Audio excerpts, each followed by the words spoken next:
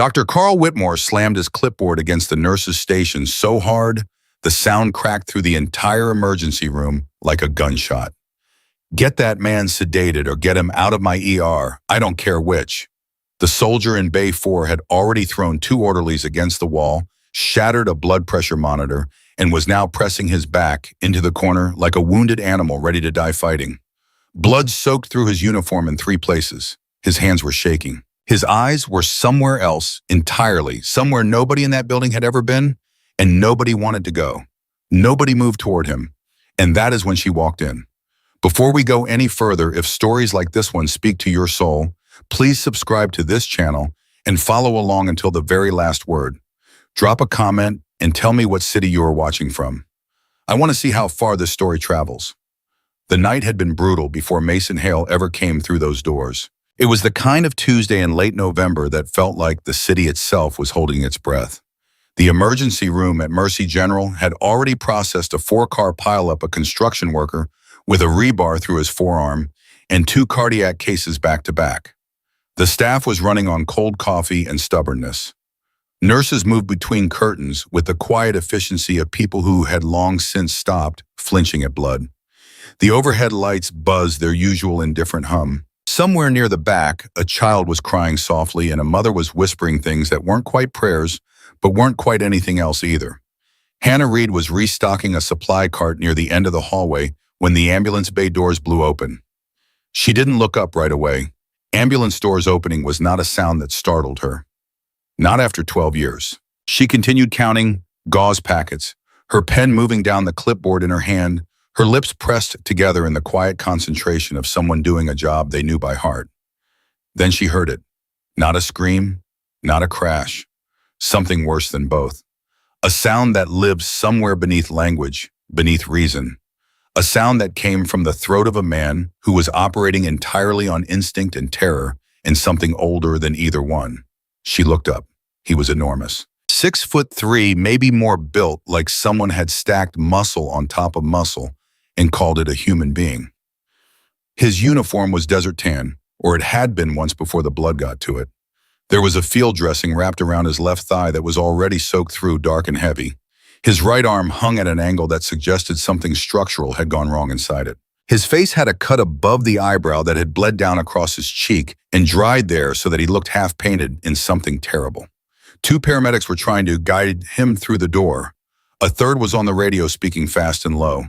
The soldier was not being guided. The soldier was tolerating their presence the way a bull tolerates a fence right up until the moment he decides he doesn't. "Sir, we need you to come with us. We're going to get you taken care of. Just stay calm. Do not touch me." His voice was quiet. That was the part that stopped people. Not loud, not raging. Quiet in the way that very serious things are quiet. The way a loaded weapon is quiet. "Sir, I said do not touch me." The paramedic closest to him made the mistake of reaching for his arm. What happened next was fast enough that half the room didn't see it clearly. The soldier's good arm came up and across, and the paramedic went sideways into a rolling cart, instruments scattering across the tile. Another orderly stepped forward on instinct and was met with an open palm strike to the chest that sent him stumbling back 3 steps, gasping. The room froze. People who deal with emergencies every day have a particular kind of stillness that comes over them when something happens that does not fit any category they have been trained for. It is not fear exactly, though fear is part of it. It is the sudden awareness that the rules of the situation have changed and nobody has been given the new rules yet. Dr. Carl Whitmore came around the corner at a half jog, already reading the room before he reached it, already calculating. He was 51 years old and had been chief of emergency medicine for 9 years, and he prided himself on the fact that he did not raise his voice. He made decisions. He gave orders. He did not panic. He looked at the soldier in the corner. He looked at the 2 people the soldier had just put on the floor. He picked up the clipboard from the nurse's station and he slammed it down hard enough to make everyone in the vicinity flinch, which was exactly what he intended, because he needed everyone's attention right now, and he needed it fast. Get that man sedated or get him out of my ER. I don't care which. Nobody moved. That was the problem with the order. Everyone understood it. Nobody knew how to execute it. The man standing in the corner of Bay 4 was not a situation that responded to standard protocols. He was bleeding from multiple locations, which meant he needed treatment desperately, and he was also clearly willing to put anyone who approached him through a wall, which meant that approaching him was a significant physical risk. Sedation required proximity. Proximity required consent or numbers, and the numbers they had were not enough, not with this particular man. Dr. Whitmore looked around the room. He looked at the nurses, he looked at the orderlies, he looked at the paramedics, both of whom were now hanging back near the doors, with the careful body language of people who had already done their part and were not volunteering for more. Then he looked at Hannah Reed. She was already moving, not running, not rushing, walking with the kind of measured, deliberate pace that a person uses when they have decided something and are committed to it. She was holding nothing. Her hands were visible, open at her sides. She was a small woman, 5'4" at the most, with dark hair pulled back, and the kind of face that people tended to overlook in a crowd, not because there was anything wrong with it, but because it was so composed, so unremarkable in its stillness, that the eye tended to slide past her and look for something more visually demanding. "Reed," Dr. Whitmore's voice was sharp. "What are you doing?" She didn't answer him. "Reed, stop. That is a direct—" She kept walking. Someone near the back of the room muttered something. Someone else told them to be quiet. The soldier in Bay 4 watched Hannah approach him the way a man watches something he cannot quite categorize. His body language was still defensive, still coiled, but there was something happening in his face that had not been there a moment ago. Something like confusion, something like the first distant flicker of recognition, though that made no sense because he had never seen this woman in his life. She stopped about 6 feet from him. 6 feet, close enough to talk, far enough to give him the thing he needed most right now, which was space. She looked at him, not at his wounds, not at the blood, not at the way his hands were shaking, at him, at his eyes, at whatever was still operating behind those eyes in spite of everything that was trying to shut it down. "Sergeant," she said, her voice was low, calm. Not the calm of someone performing calmness, but the real kind. The kind that comes from having been in worse places than this and come out the other side. The soldier's jaw tightened. "Back up." "I'm not going to back up," she said, "and I'm not going to come any closer unless you ask me to. I'm just going to stand here for a minute. There's nothing to talk about. I'm not here to talk." That stopped him. He had been braced for argument, for persuasion, for the particular kind of relentless, gentle pressure that people use when they are trying to manage someone they are frightened of. He had not been braced for that. His eyes narrowed slightly. "Then what are you here for?" "To stand here," she said, "with you, for a minute." Behind her, Dr. Whitmore made a sound that was somewhere between exasperation and disbelief. One of the nurses touched his arm. He shook her off, but he didn't speak. He watched. The soldier watched Hannah. She watched him back. Between them, 6 feet of tile and all the distance of whatever he had survived and to get to this room. "You're not scared," the soldier said. It was not a question. It was an observation, and it seemed to disturb him slightly the way an unexpected thing disturbs a person who has been living in a world where everything confirms what they already believe. "I've been scared," she said. "Not right now." "Why not?" "Because you're not going to barter." Something moved across his face. "You don't know that." "Yes," she said very quietly, "I do." There was a moment, in the ER moments like that have a texture to them, almost something physical. The way the air changes when something is about to shift and the room knows it before the people in it do. And then Hannah Reed said 4 words. She said them quietly. She said them in a tone that was not for the room, not for the nurses or the doctors or the paramedics or any of the people standing in that hallway watching with their breath held. It was for him, only for him, and it was clear from the way she said them that she knew exactly what they meant and what they would do. Raven Echo 50-0. The effect was immediate and total. The soldier went still. Not the stillness of someone pausing. The stillness of someone who has just heard something that has reached past every defense they have, past every wall, past the adrenaline and the pain and the terror and the 3 places where they are bleeding and landed directly in the place where the person they used to be still lives. His eyes changed. The wildness in them didn't disappear, but it moved, shifted, made room for something else. Recognition. And beneath recognition, something raw and aching and complicated that had no name anyone in that room could offer. "What did you say?" he said, and his voice for the first time had something in it other than threat. "You heard me, Sergeant? How do you know that phrase?" "Because I know where it comes from." The soldier stared at her. His chest was rising and falling faster than it should have been, faster than the blood loss alone could account for. He was processing something, trying to fit this small, calm woman in the nurse's scrubs into a category his mind kept rejecting. She didn't fit. She didn't fit anything. "That's classified," he said. "Yes," she said. "It is. Nobody knows that code. Nobody outside of—" He stopped. He swallowed. Something was working behind his eyes, something slow and enormous. "Nobody outside of Raven Team." "Correct. Raven Team is gone. Most of it," she said. He looked at her for a very long time. The shaking in his hands had not stopped. The blood was still coming. None of that had changed, and all of it mattered, and none of it was what either of them was thinking about in that moment. "Who are you?" he said. "My name is Hannah Reed," she said. "I'm a nurse. I've worked in this emergency room for 6 years." "That's not what I'm asking." "I know," she said. He stared at her. She held his gaze without blinking, without shifting, without giving him anything that he could use as evidence that she was performing this, that she was managing him, that any of this was anything other than exactly what it appeared to be. "Let me help you," she said. Behind her, she heard Dr. Whitmore exhale a breath that he had apparently been holding since she walked away from the supply cart.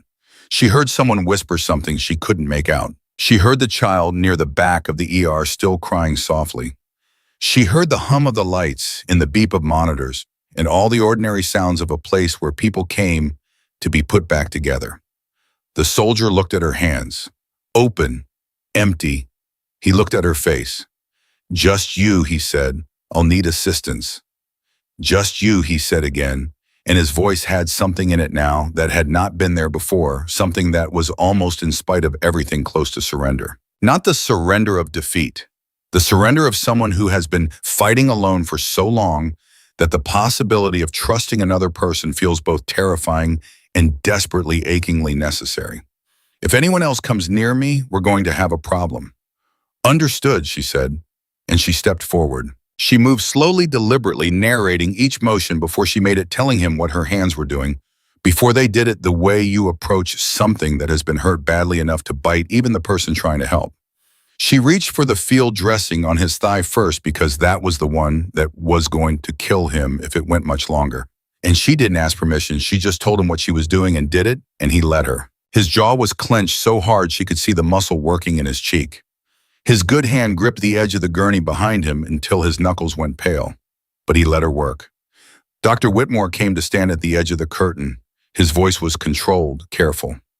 "Reed, talk to me. What do you need?" "Saline 4x4s and a suture kit," she said without looking up. "And everyone needs to stay back." "You're a nurse," he said. "You're not qualified to, doctor." Well, she looked at him, then briefly directly. "With respect, I need those supplies and I need everyone to stay back. We can discuss qualifications when he's stable." Something in his expression shifted. He held her gaze for a moment, and whatever he saw there made him stop arguing, which was not something that happened to Dr. Carl Whitmore very often. He turned and snapped at a nurse for the supplies. Hannah turned back to the soldier. To Mason. "You've got a nick in the femoral," she said quietly. "You're lucky. It's not a full laceration or we'd have lost you on the highway, but it's enough. I need to pack this and you're going to feel it." "I've felt worse." "I know you have," she said. And the way she said it, it was not sympathy exactly. It was something more specific than sympathy. It was the acknowledgement of one person who has been in the dark to another. Recognition without performance. His breath hissed out through his teeth as she worked. He didn't make any other sound. The supplies arrived. She worked without looking up, her hands moving with a speed and precision that did not belong to the supply cart beside triage, that belonged somewhere else entirely, somewhere with worse lighting and more urgency, and no backup and no second chances. One of the younger nurses, a woman named Priya, who had been at Mercy General for 8 months and who had always thought of Hannah Reed as the quiet one, the background one, the one who remembered everyone's coffee orders and never raised her voice, watched from the doorway and felt something rearrange itself in her understanding.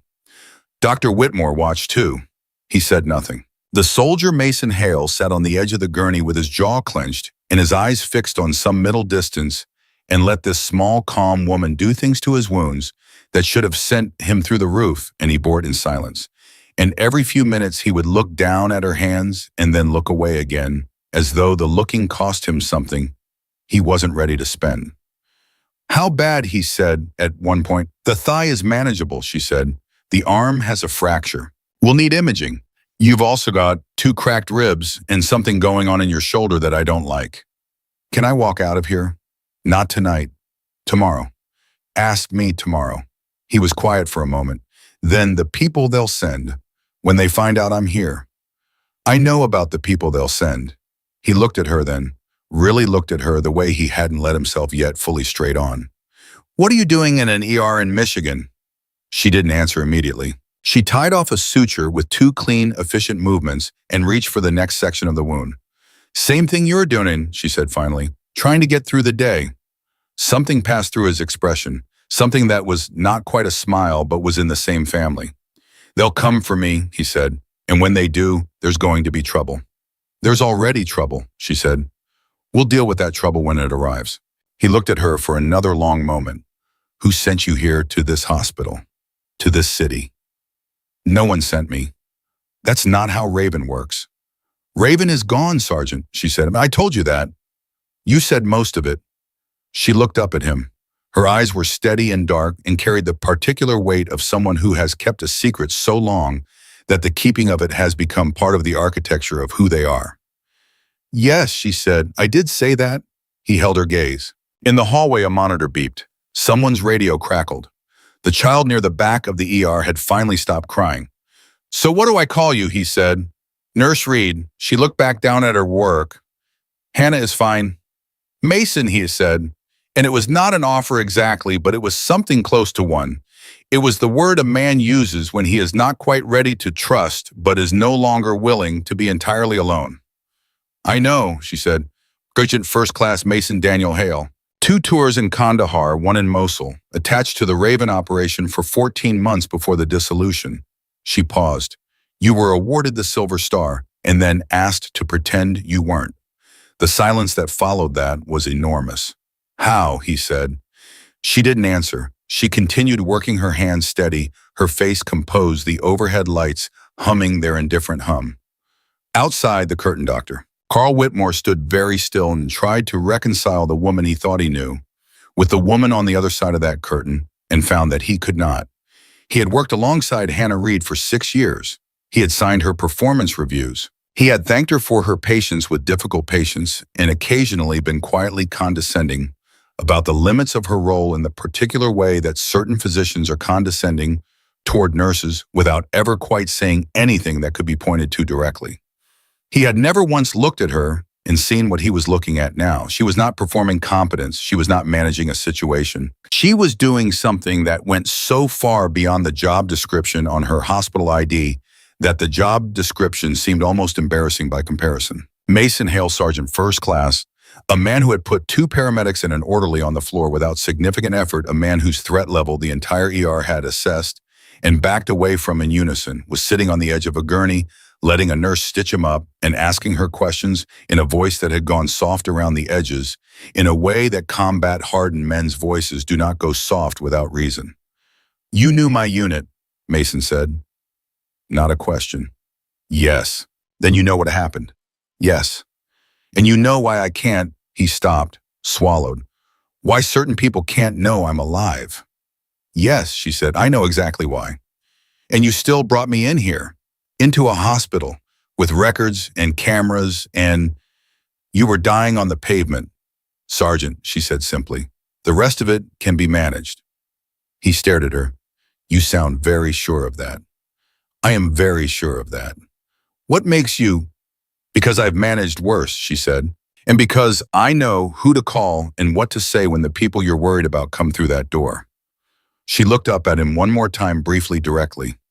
"Trust me for the next 48 hours, Mason. After that, you can go back to trusting no one. But for the next 48 hours, let me do my job." He was quiet for a long time. Long enough that the suture kit was put away and the saline drip was set, and the worst of the immediate bleeding was under control, and the monitors were attached and reading numbers that were still bad, but were trending in a better direction. Then he said very quietly, "Raven Team doesn't exist."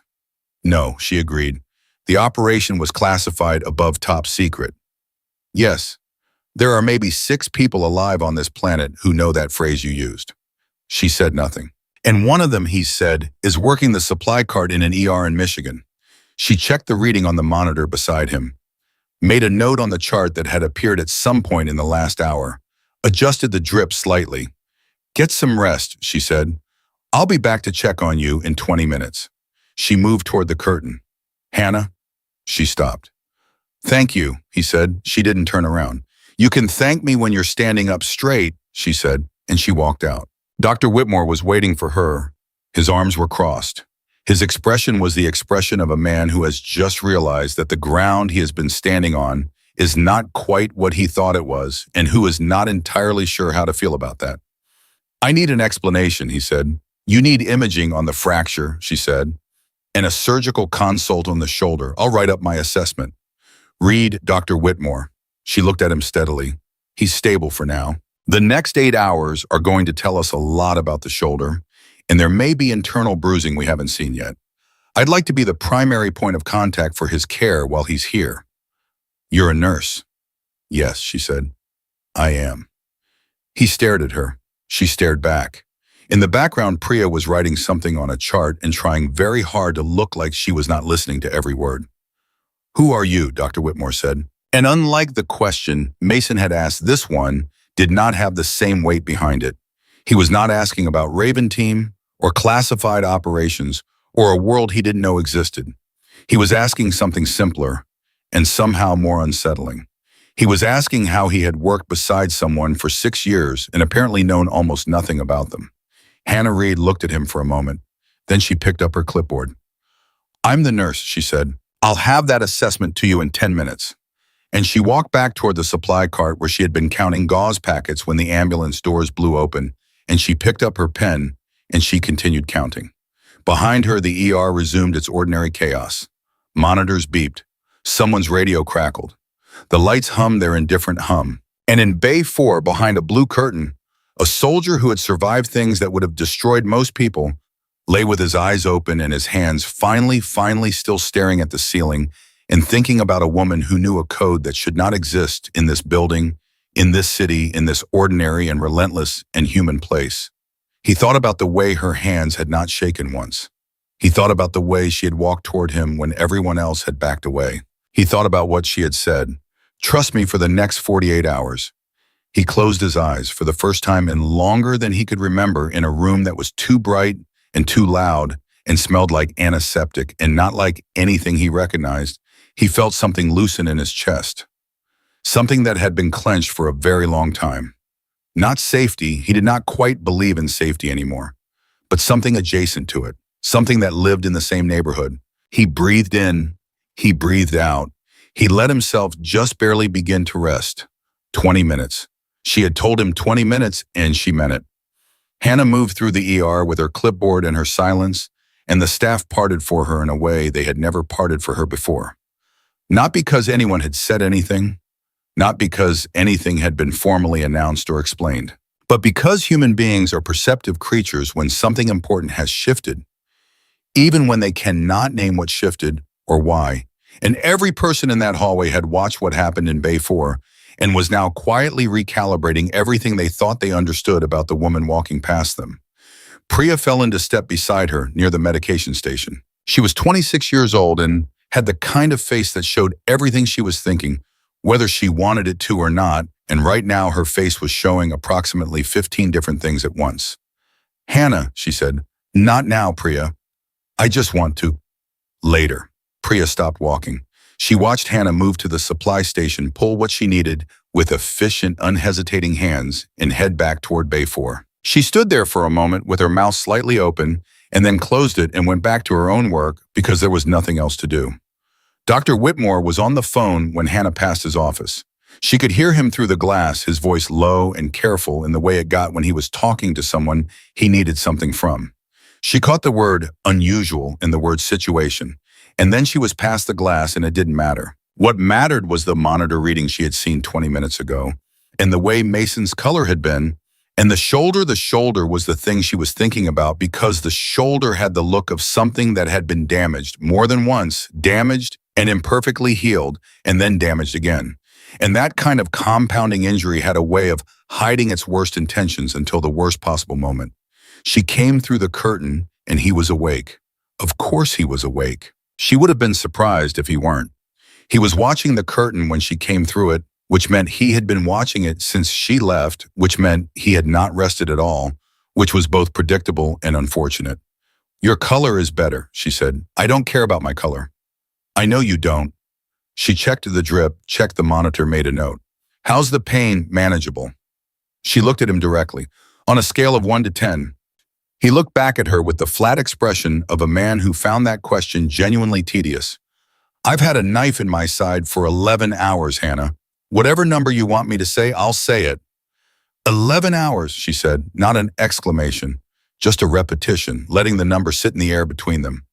"We were moving," he said. "We couldn't stop." "Who was with you?"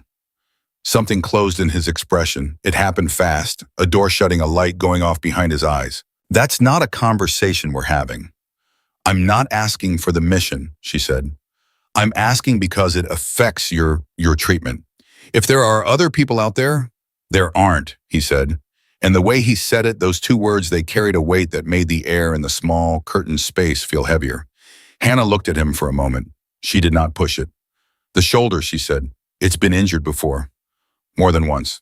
"How long ago was the last time?" 7 months. "Field repair." She set down her clipboard. "I need to examine it. This is going to be uncomfortable." "Everything is uncomfortable. More than what you've been feeling." He said nothing, which she took as consent. She moved to his right side and began carefully, methodically, and she could feel the way his entire body braced against what she was doing, the absolute iron discipline of a man who has trained himself to absorb pain without reaction. And she respected it and also knew that discipline had limits and that she was approaching them. "Tell me about the ambush," she said. He exhaled sharply as her fingers found the worst of it. "Why?" "Because talking helps. And because I already know more than you think I do, so you're not giving anything away." A long pause. She continued working. Outside the curtain, someone was running the fast, flat-footed run of an ER nurse responding to something, and a monitor somewhere was alarming, and then went quiet, handled. "Checkpoint on the highway," he said finally, his voice clipped, controlled. "We were moving a package. Somebody knew the route. Inside information. Has to be. How many of them?" 8, maybe 10. "We had 3. He stopped. The muscle in his jaw tightened. "We had 3. Hannah's hand stilled for just a moment. Then she continued. "How did you get out?" "I ran," he said, and the self-disgust in those 2 words was a living thing. "I got separated. The vehicle went down. I ran, I drove, I crawled the last quarter mile to the road, and I flagged down a truck. That's it. That's the whole story." "That's not the whole story," she said quietly, "but it's enough for now." He looked at her. "I left people behind. You survived." "That's not the same thing." "No," she said. "It's not." She didn't try to make it the same thing. She didn't try to fix it or reframe it or offer him the particular brand of well-meaning consolation that people who have never left anyone behind tend to offer people who have. She just acknowledged it the way you acknowledge a fact and kept working. He breathed. "The shoulder has a partial rotator cuff tear," she said, "on top of whatever happened 7 months ago. You're going to need surgery eventually, but not tonight. Tonight, I need you to stop using it completely, which means nothing, because if something comes through that curtain, nothing is coming through that curtain tonight," she said. "You don't know that." "I know it better than you do right now," she said. And there was something in her voice that made him stop arguing, not because she was louder than him or more forceful, but because she sounded like someone stating a logistical fact rather than offering reassurance. And those were very different things, and he knew the difference. He looked at her for a long moment. "You've already made some calls." She didn't answer. "Hannah." "The shoulder," she said. "No weight bearing, no sudden movement. I mean it." He leaned back against the raised head of the gurney, His eyes were tracking the ceiling now, and she recognized that particular kind of looking, the kind that isn't looking at anything in the room. They'll have a team looking for me by morning. I know. Not the kind of team you talk to. I know what kind of team, she said. He looked at her again. The calculation in his expression was the calculation of a man who is very good at assessing situations and who was finding that this particular situation kept defeating his assessment. How are you this calm? She snapped off her gloves. I'm not calm, she said. I'm focused. There's a difference. What are you focused on right now? Keeping you alive long enough for the rest of it to matter, she said simply. She picked up her clipboard. I'm going to arrange imaging. You're going to rest, not sleep necessarily. Rest. Close your eyes, breathe. Let your blood pressure come down. Can you do that? He looked at her with an expression that was tired and complicated, and underneath both of those things, something that was almost grateful, though she suspected he would not have used that word. Yeah, he said, I can do that. She moved toward the curtain. Hannah, his voice caught her again the same way it had before. She stopped. The phrase, he said, Raven Echo 50 to 0, I need to know. Not who you are. I think I'm starting to understand who you are, but how? How do you know that phrase if you're a nurse in Michigan? She was quiet for 3 full seconds. Outside the curtain, the ER moved and breathed and beeped. Because, she said, before I was a nurse in Michigan, I was something else. She went through the curtain. The imaging request took 11 minutes to process because the radiology department had a backlog and because Dr. Whitmore had not yet formally authorized it and because Hannah had technically exceeded her scope of practice approximately 4 times in the last hour. And the charge nurse, a broad-shouldered woman named Dolores, who had been in this ER for 22 years and enforced its protocols with the conviction of someone who believed that rules existed for reasons, had opinions about all of it. You cannot submit an imaging request without a physician's signature, Hannah. You know this. I know this, Hannah agreed. Then get a physician's signature. Dr. Whitmore is on the phone. Then wait for him. The patient's shoulder is not your diagnosis to make, Dolores said. Her voice was not unkind, but it was firm, in the way that 22 years of watching protocols being bypassed with good intentions and bad outcomes had made it firm. I understand what happened and there was unusual. I do. But unusual doesn't change the rules. Hannah looked at her. Then she picked up the phone on the desk beside Dolores and dialed an extension. It rang twice. Whitmore, said the voice on the other end. I need an imaging order, Hannah said. Bay 4, suspected rotator cuff involvement on top of prior injury. Also want to rule out any vascular compromise given the location of the secondary wound. A pause. I'll sign it, Dr. Whitmore said. She hung up. Dolores looked at her. Hannah looked back at Dolores. Neither of them said anything for a moment. 22 years, Dolores said finally. I have never seen Whitmore do that. Do what? Not argue, Dolores said. That man argues about everything. He once spent 15 minutes debating the appropriate font size for the medication board. Hannah almost smiled. Almost. He argues when he's uncertain, she said. He wasn't uncertain. Dolores studied her. Neither are you, she said slowly. I'm going to check on the patient, Hannah said. The imaging order will come through in a few minutes. She was halfway down the hallway when the ambulance bay doors opened again. This time it was not a soldier. This time it was 2 men in suits, which was wrong on about 7 levels for an emergency room in the middle of the night. But the suits were dark and the shoes were good, and the way they moved communicated something that overrode the wrongness of their presence. The particular kind of physical authority that belongs to people who are accustomed to walking into places and having those places rearrange themselves accordingly. One was tall gray at the temples with the disciplined posture of someone who had been military long enough for it to become structural. The other was younger, broader, with eyes that were already scanning the room in a systematic pattern that was not the curious scan of someone looking around a new environment, but the professional scan of someone doing threat assessment. They spoke to the intake nurse. Hannah watched from the hallway. She watched the intake nurse's expression go from professional courtesy to something slightly uncertain as she pointed toward the back of the ER.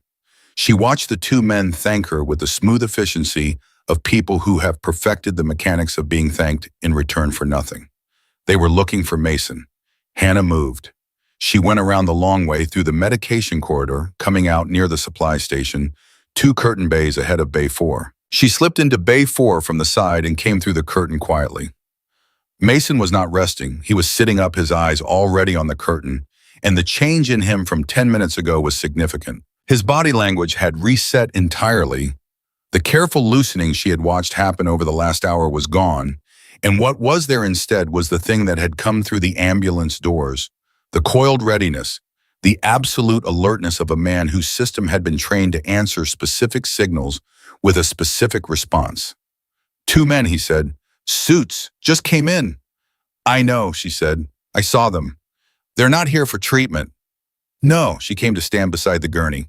Listen to me. Stay here. Stay calm. Do not move. Do not make any sound that draws attention.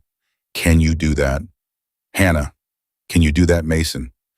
The look he gave her was not the look of a man who was comfortable with staying behind a curtain while other people handled his problems. But he read something in her face and he said, yeah, for now. She went back through the curtain. She was standing at the nurse's station writing something on a chart that did not need to be written on when the taller of the 2 men found her.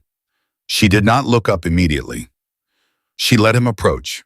She let him stop beside her and wait, which told her something about him, that he could wait, that he did not immediately demand attention. Excuse me, he said. She looked up. Her expression was the expression of a nurse at the end of a long shift who is being interrupted during paperwork. Polite, slightly tired, nothing else. Can I help you? I'm looking for a patient who was brought in tonight, the man said. He had a voice like gravel wrapped in velvet, controlled and smooth with something rough underneath it. Large individual military came in under emergency circumstances. We have patient privacy policies, she said. I can't. My name is Colonel Richard Voss, the man said.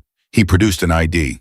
She looked at it. She took her time looking at it the way someone looks at an ID when they are reading it carefully rather than simply confirming it exists.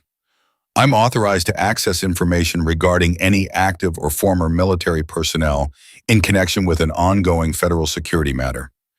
I need to see the patient. Hannah set down her pen.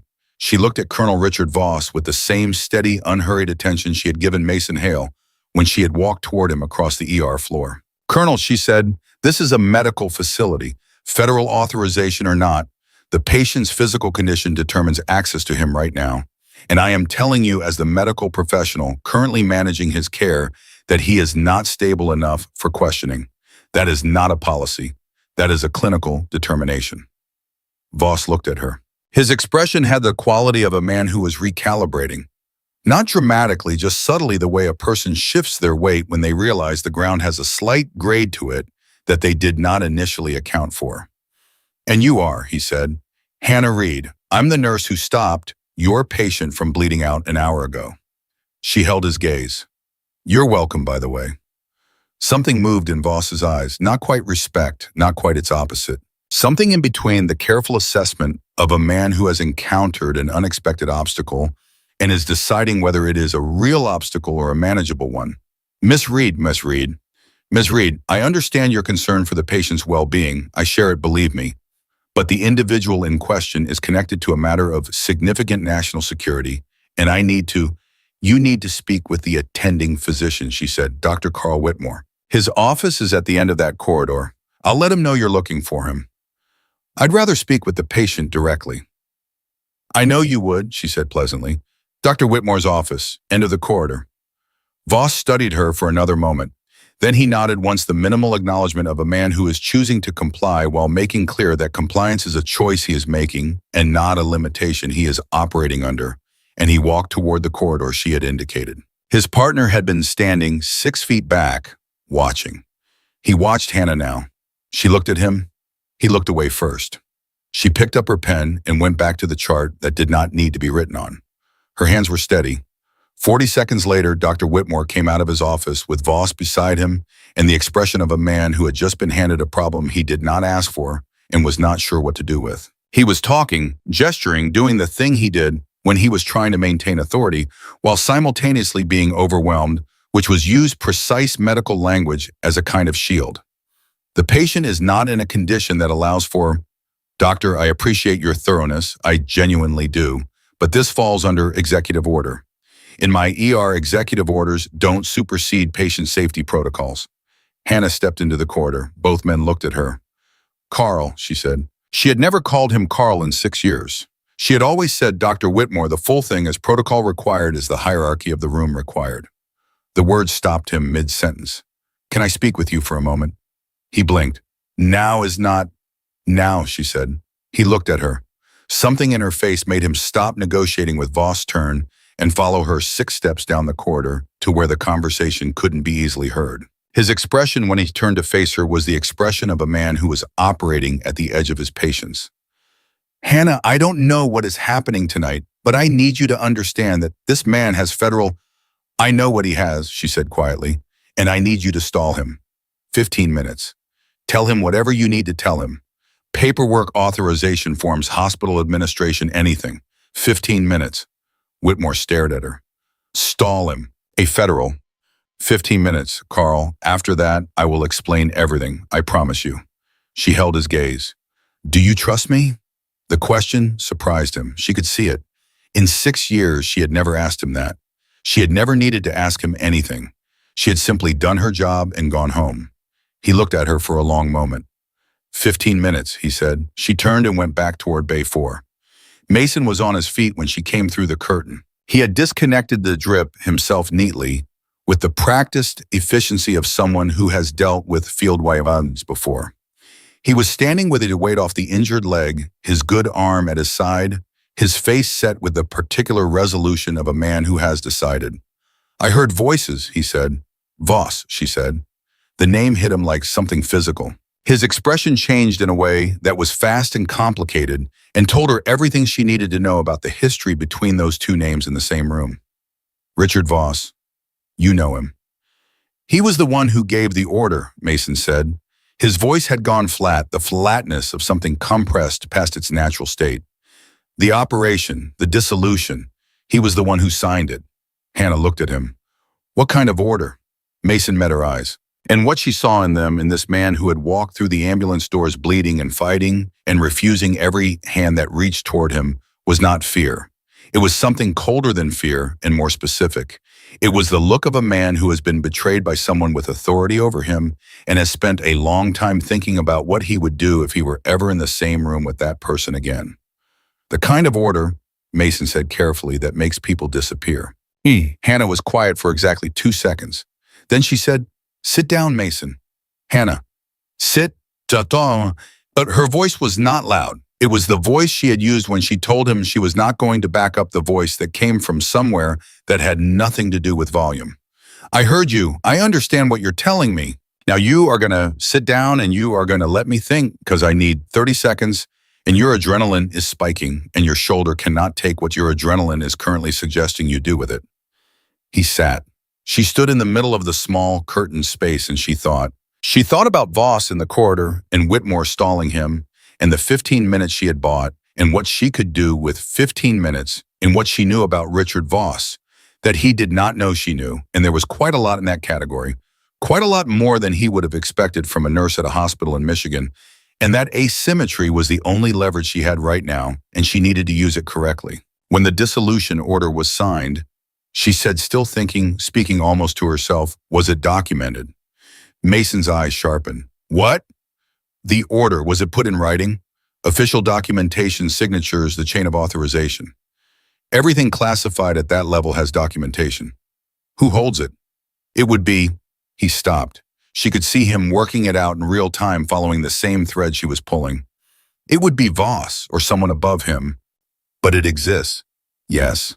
And if someone were to reference the specifics of that documentation, she said slowly, in a context where Voss was not certain how much they knew or where that knowledge came from. Mason stared at her. You're going to bluff him. I'm going to remind him, she said, that certain information has a way of surviving the people it was meant to disappear with. The silence in the curtain space had a quality to it. It was the silence of two people who are about to do something that cannot be undone and who have each separately decided it is worth doing. Hannah, Mason said. His voice had changed, quieter, more direct. Who were you? Before Michigan, before the hospital. I need to know. She looked at him. Outside the curtain, she could hear Whitmore's voice and Voss's voice, the rhythm of two people in a conversation that was running out of road. I was the last one in, she said, and the last one out.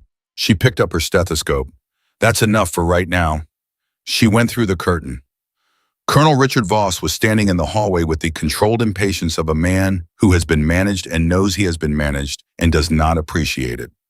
Dr. Whitmore was beside him, running slightly out of material, his hands moving in the way they moved when he was almost out of arguments. Voss saw Hannah come through the curtain, and his eyes went to her immediately, the automatic assessment of someone who has learned to watch the people who have been near the thing he's looking for. Ms. Reed, he said. Colonel, she said. She stopped in front of him. She was considerably smaller than he was.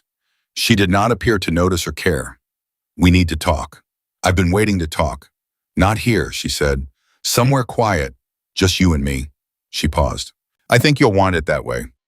Given what I know about Operation Raven Echo, and specifically about the authorization chain on the dissolution order dated March 4th, 3 years ago.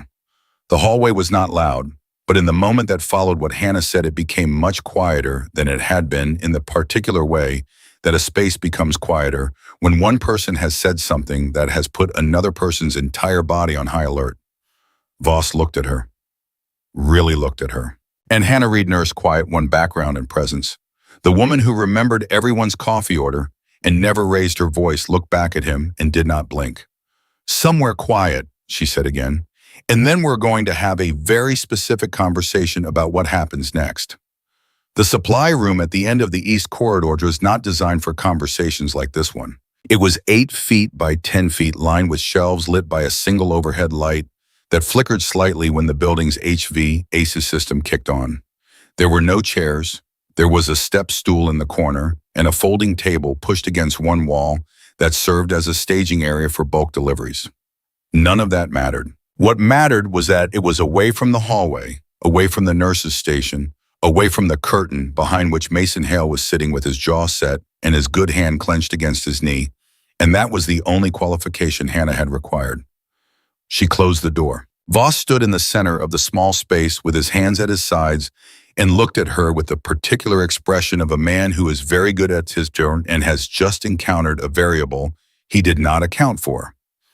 His partner had been left in the hallway with a look from Voss that communicated without words that he was to stay there. How long have you known I was coming? Voss said. I didn't, Hannah said. I knew someone would come. I didn't know it would be you specifically.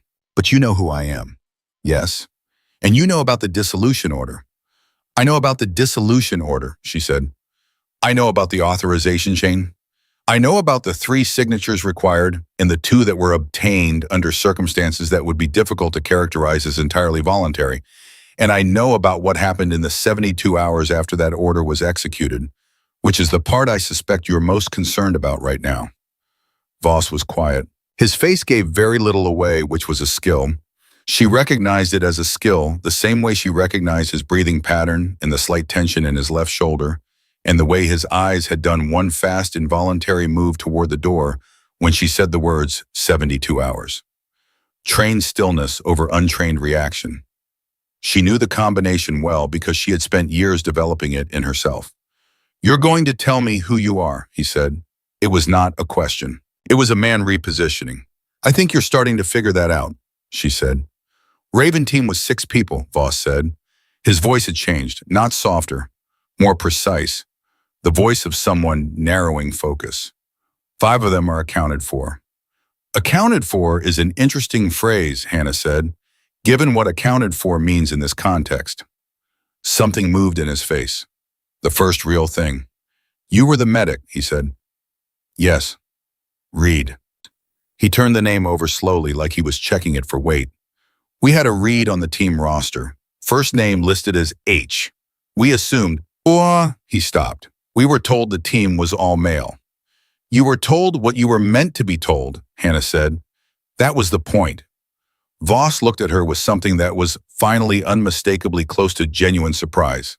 Colonel Richard Voss, who had walked into this building 20 minutes ago, with the absolute confidence of a man who held all the relevant information, was standing in a supply room looking at a woman he had dismissed as a nurse and realizing that he had made a significant and consequential error.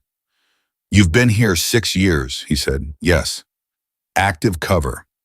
"Retired cover," she said. "There's a difference. I'm not here on assignment, Colonel. I'm here because this is where I chose to land when it was over. When you decided it was over. The word you landed exactly where she intended it to. She watched it land. What happened to Hale was not my decision alone," Voss said. "No," she agreed, "but your signature was on the order. Third line, you didn't have to sign it, you chose to." His jaw tightened. "You don't know the full context." "I know enough of the context," she said. "I know that Raven Team was given an impossible operational mandate, that we executed it with zero collateral casualties, which was not what anyone expected, and that the reward for that precision was being erased because certain people in certain positions found our existence inconvenient once the mission succeeded." She kept her voice even, not angry, factual. "I know that Mason Hale spent 3 years in the dark because of that order. And I know that whatever he was moving tonight, whoever set that ambush, it connects back to the same network that made us disappear in the first place." Voss stared at her. The HVAC system kicked on. The light flickered once. "That is a significant accusation," he said. "It's an observation," she said.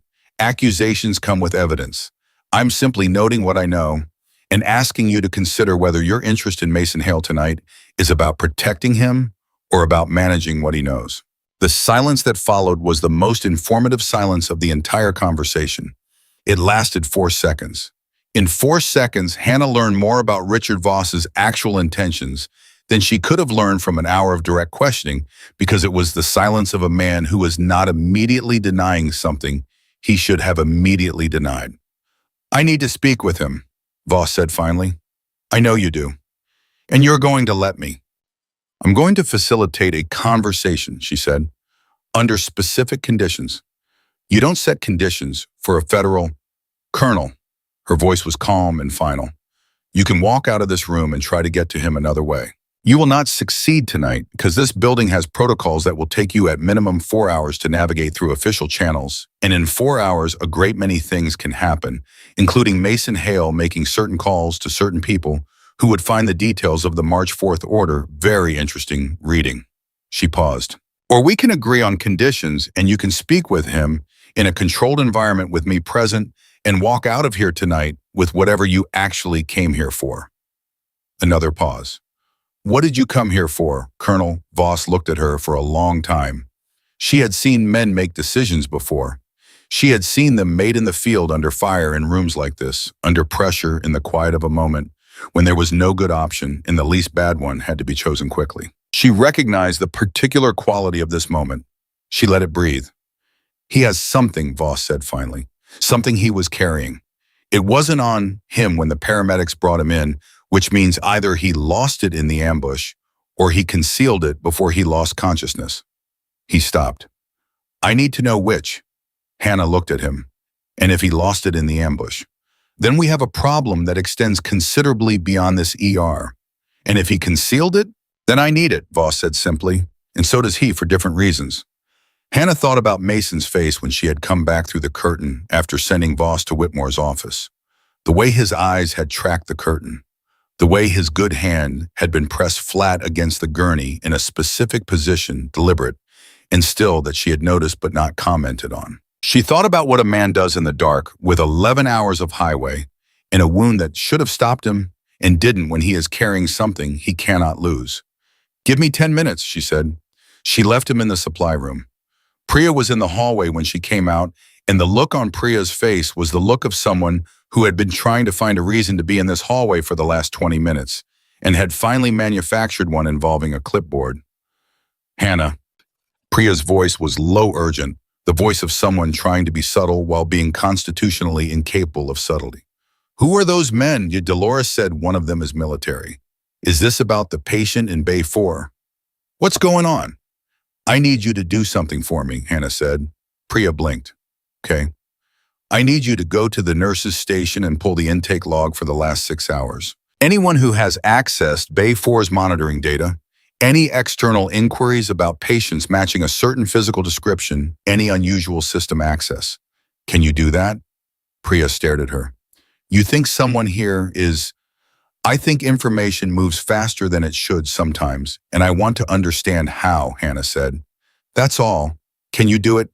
Yes, Priya said. Yeah, absolutely. She hesitated. Hannah, are you okay? It was such a simple question. Such a straightforwardly human question, the kind that cuts right through everything else because it is not asking about the situation or the logistics or the military men in the corridor.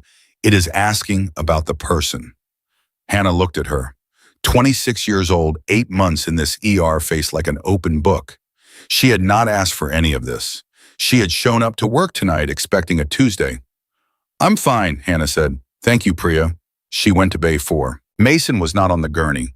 He was standing against the far wall upright, his weight distributed carefully to spare the injured leg, and he had the IV stand positioned in a way that was probably not an accident close enough to reach and solid enough to function as something other than an IV stand if he needed it to. He looked at her when she came through the curtain, and the question was already in his face before she said a word.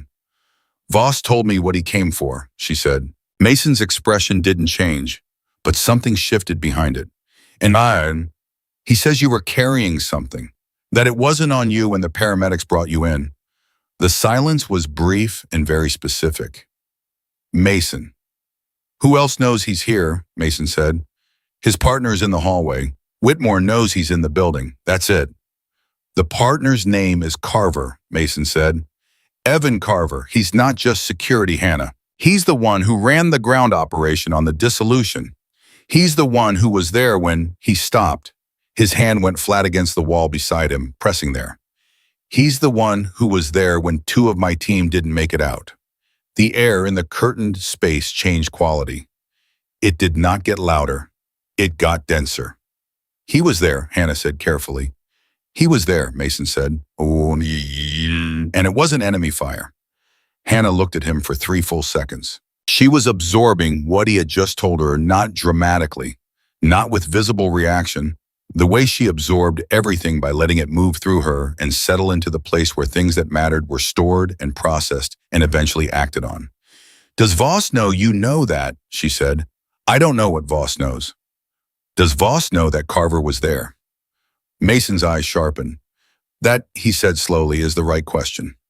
Because if Voss doesn't know, Hannah said, then Carver is not here to support this operation. He's here to make sure certain things stay buried. She moved to the gurney not to sit, just to put something solid near her, something to anchor the moment. And if that's true, then Voss is not your enemy tonight. Voss signed the order that erased my life. Yes, she said, and he may not know why he was told to sign it. She watched Mason's face. Or he may know exactly why. I'm not sure yet, but I know that Carver being in that hallway is not standard procedure for a welfare check on a former asset, and I need you to tell me what you are carrying. Mason looked at her for a long moment, the kind of long moment that contains an entire internal argument every side of it and comes out the other side with a decision. He reached down, slowly, to the inside of his boot, the one on the uninjured leg, working with the careful precision of someone who has resecured something multiple times to make sure it holds. He came up with something small, a drive, the kind that was not commercially available, matte black, no markings, roughly the size of a thumb, but slimmer with an edge profile that suggested it had been custom fabricated rather than purchased. He held it out. Hannah looked at it. She did not take it yet. What's on it, she said. Everything he said. Every operational record from Raven. Every communication. Every order. Every name. The actual chain of authorization, not the sanitized version, the real one. He paused. And the after-action reports from the dissolution. The real ones. Not what was filed officially. Hannah looked at him, including what happened to the 2 who didn't make it out. Including that, she took the drive. It was lighter than it should have been for what it contained. Things that could restructure careers, end them, redirect federal investigations, protect the people. It was meant to protect and expose the people it was meant to expose. She turned it once in her fingers and then closed her hand around it. I'm going to go back and finish my conversation with Voss, she said. Mason took a step forward. Hannah, no. Her voice was firm. You are going to stay here. You are going to get back on that gurney, and you are going to let your blood pressure do what it needs to do, and you are going to trust me. She looked at him directly. You trusted me for the femoral. Trust me for this. He stopped. She could see what it cost him. She could see the whole history of it, 3 years of operating alone, trusting no one, relying on nothing except his own hands and his own judgment. And now this woman was asking him to stand down and let her walk out of this curtained space with the only piece of leverage he had in the world. If something goes wrong, he said. I know, she said. I know what to do if something goes wrong. She went back to the supply room. Voss was where she had left him. His partner Carver was still in the hallway, visible through the small window in the supply room door, standing with his hands clasped behind his back and his eyes moving in that systematic assessment pattern. Hannah looked at Carver through the glass for a moment before she spoke. Just for a moment. I spoke with the patient, she said, and Voss said, before we continue, she said, I need to ask you something directly, and I need you to understand that your answer will determine how this conversation goes from here. Ask. Evan Carver, she said, how long has he been on your team? Something happened in Voss's face that he controlled quickly, but not quickly enough. Carver has been my operational liaison for... That's not what I asked, she said. I asked how long he has been on your team. Specifically, the team that handles Raven-related matters. Voss was quiet. Colonel, how long? 8 months, Voss said. And before that, who held that role? Agent Diaz. She was reassigned. She was reassigned, Hannah said, or she was moved because she asked questions about the dissolution that someone didn't want answered. Voss stared at her, and this time the thing she saw in his face was not controlled surprise or professional recalibration. It was something rawer than that. The beginning of an understanding that the ground beneath his own feet was not as solid as he had believed it was. What are you saying, Tyrone? He said. I'm saying, Hannah said carefully, that the man you brought with you tonight may have a different agenda than yours, and that if I'm right about that, then you and Mason Hale have more in common right now than you and Evan Carver do. The silence was the longest one yet. Voss looked at the door, at Carver visible through the glass standing in the hallway. He looked at him the way a person looks at something they have been looking at for months and are suddenly seeing from a different angle. His expression was the expression of a man doing rapid, uncomfortable arithmetic. Show me, he said. His voice was lower now, more private. Whatever you have, show me. Hannah opened her hand. Voss looked at the drive. Something moved across his face, recognition, she thought, or something close to it. He had seen this type of drive before. He knew what it meant that it existed. Where did he get this? Voss said. He carried it out, Hannah said, through 11 hours in an ambush and blood loss that should have stopped him twice. He carried it out because he knew that someday he would need it. She paused. He needs it now. And so do you if what I think is happening is actually happening. Voss looked up from the drive to her face. You're asking me to act on a theory. I'm asking you to consider the evidence in front of you and ask yourself who benefits from Mason Hale not making it out of that ambush. And then ask yourself who knew the route. Voss was absolutely still. Hannah watched him work through it. She had laid the pieces out carefully, not told him the conclusion, let him reach it himself because people act with more conviction on conclusions they reach themselves than on conclusions they are handed, and she needed Voss to act with conviction in the next few minutes. Carver had access to routing information, Voss said slowly. Yes. He was the one who briefed me that Hale had been located. Yes. He was the one who recommended we move tonight immediately without notifying the broader team. Yes, Hannah said. Voss looked at the door again. He's going to realize we've been in here too long. He said it almost to himself, thinking out loud, which told her that his defenses were down enough for the thinking to be happening in real time rather than behind glass. I know, she said. We have maybe 3 minutes before he tries to move. Move how? He can't get to Mason through the front. Protocol won't allow it and Whitmore won't authorize it. But this building has service access and the patient in Bay 4 has an IV monitor that will alarm if it's disconnected, which means there's about a 90-second window between disconnection and the alarm reaching the nurse's station. She looked at Voss steadily. 3 minutes. What are you going to do? Voss straightened. Something settled in his face, the particular settling of a man who has been uncertain and is now not. Do you have a secure line in this building? There's a landline in the physician's office, non-networked, no digital footprint. I need 4 minutes on that line. You have 3. He moved toward the door. He stopped with his hand on the handle and turned back. He looked at her. Hannah Reed. Small, composed, dark-haired, standing in a hospital supply room, holding a drive that could rewrite the last 3 years of his professional life and possibly several careers above his. Who authorized your placement here, he said. Someone put you in this hospital. Someone maintained your cover. That doesn't happen on its own. Hannah looked at him. My cover is not active, she said. I told you that. Then who has been watching this location? She was quiet for one beat. No one has been watching this location. Then how did Hale know to come here? Of all the hospitals, all the cities, all the ERs, he came here. He came to the one hospital in the country where the last surviving member of his team works the night shift. Voss's eyes were steady on her face. That is not a coincidence. Hannah looked back at him. Her expression did not change. 3 minutes, Colonel, she said. He went through the door. She stood in the supply room and let out a slow, controlled breath. Just one. Then she closed her hand around the drive, again tucked it into the front pocket of her scrubs, and walked out. Carver was still in the hallway. He watched her come out of the supply room with eyes that had gone from professional scanning to something more specific, more targeted. He had been doing the arithmetic too. He had been watching the door and counting minutes and arriving at conclusions. Where is the Colonel, he said. He stepped out to make a call, Hannah said. Can I get you something coffee water? I'm fine. He looked at her the way she had seen certain people look at other people when they were deciding something. When the decision was not whether, but when and how. How long have you worked here? 6 years, she said, and before that, I worked in a clinic, she said. Small town, nothing exciting.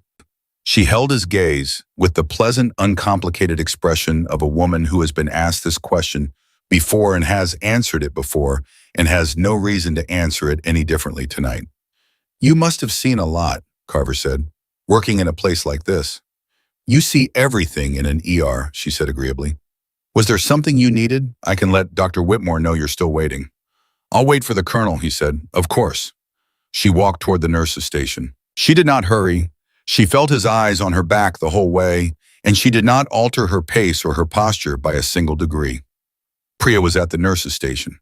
The moment Hannah appeared, Priya leaned forward and said in a voice pitched low enough that it did not carry, there was a records access at 2:47 this morning, before the patient came in. Someone queried the system for trauma bay availability and staff assignment. She stopped. It came from an external IP. Hannah's hand stopped moving on the chart she had picked up. Someone knew he was coming, Priya said. Someone knew he was coming here, specifically, and they checked to see who was working. Hannah looked at the chart without seeing it. She was thinking about what Voss had said. He came to the one hospital where the last surviving member of his team works the night shift. That is not a coincidence.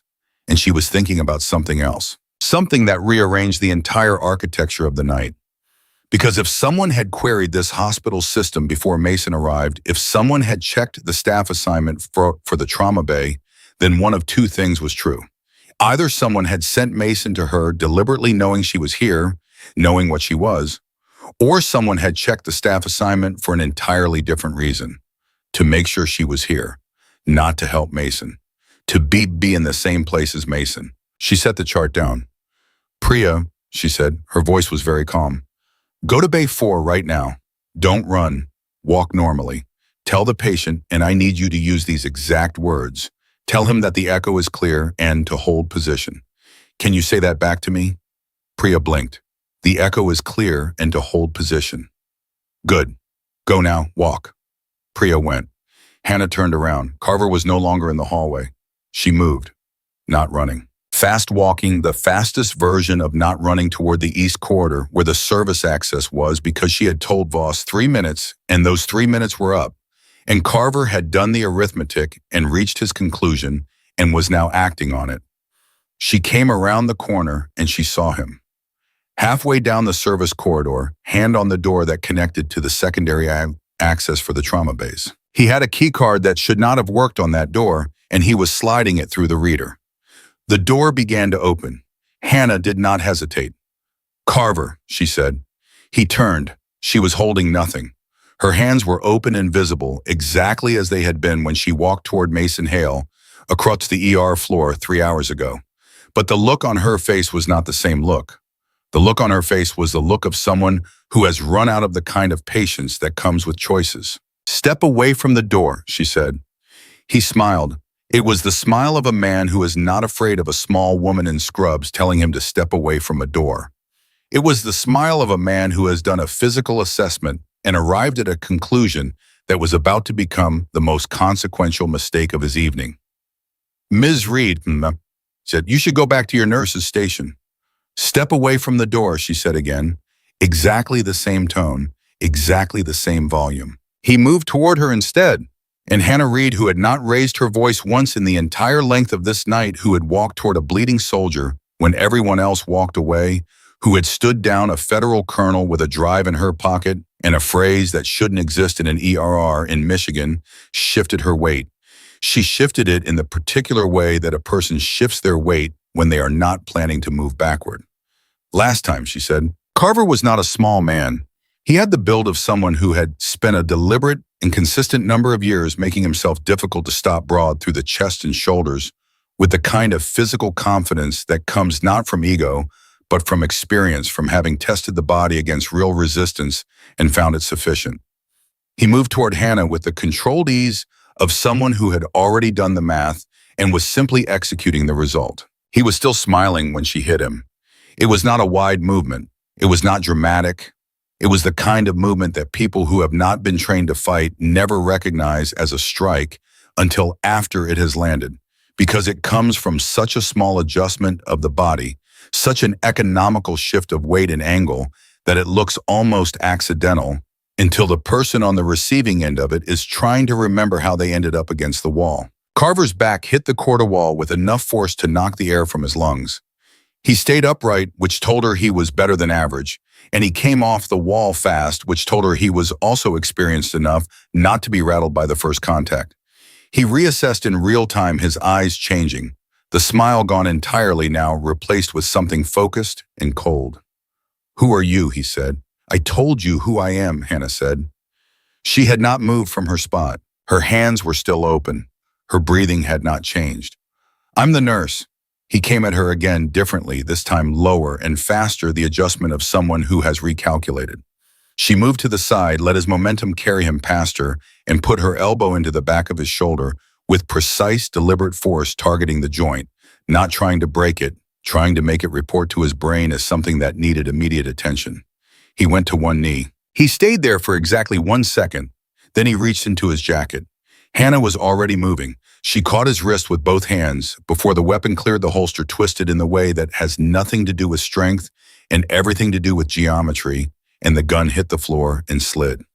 She put her knee into his back and brought his arm up behind him at an angle that made movement in any direction produce immediate and significant pain. He made a sound that was not quite a word.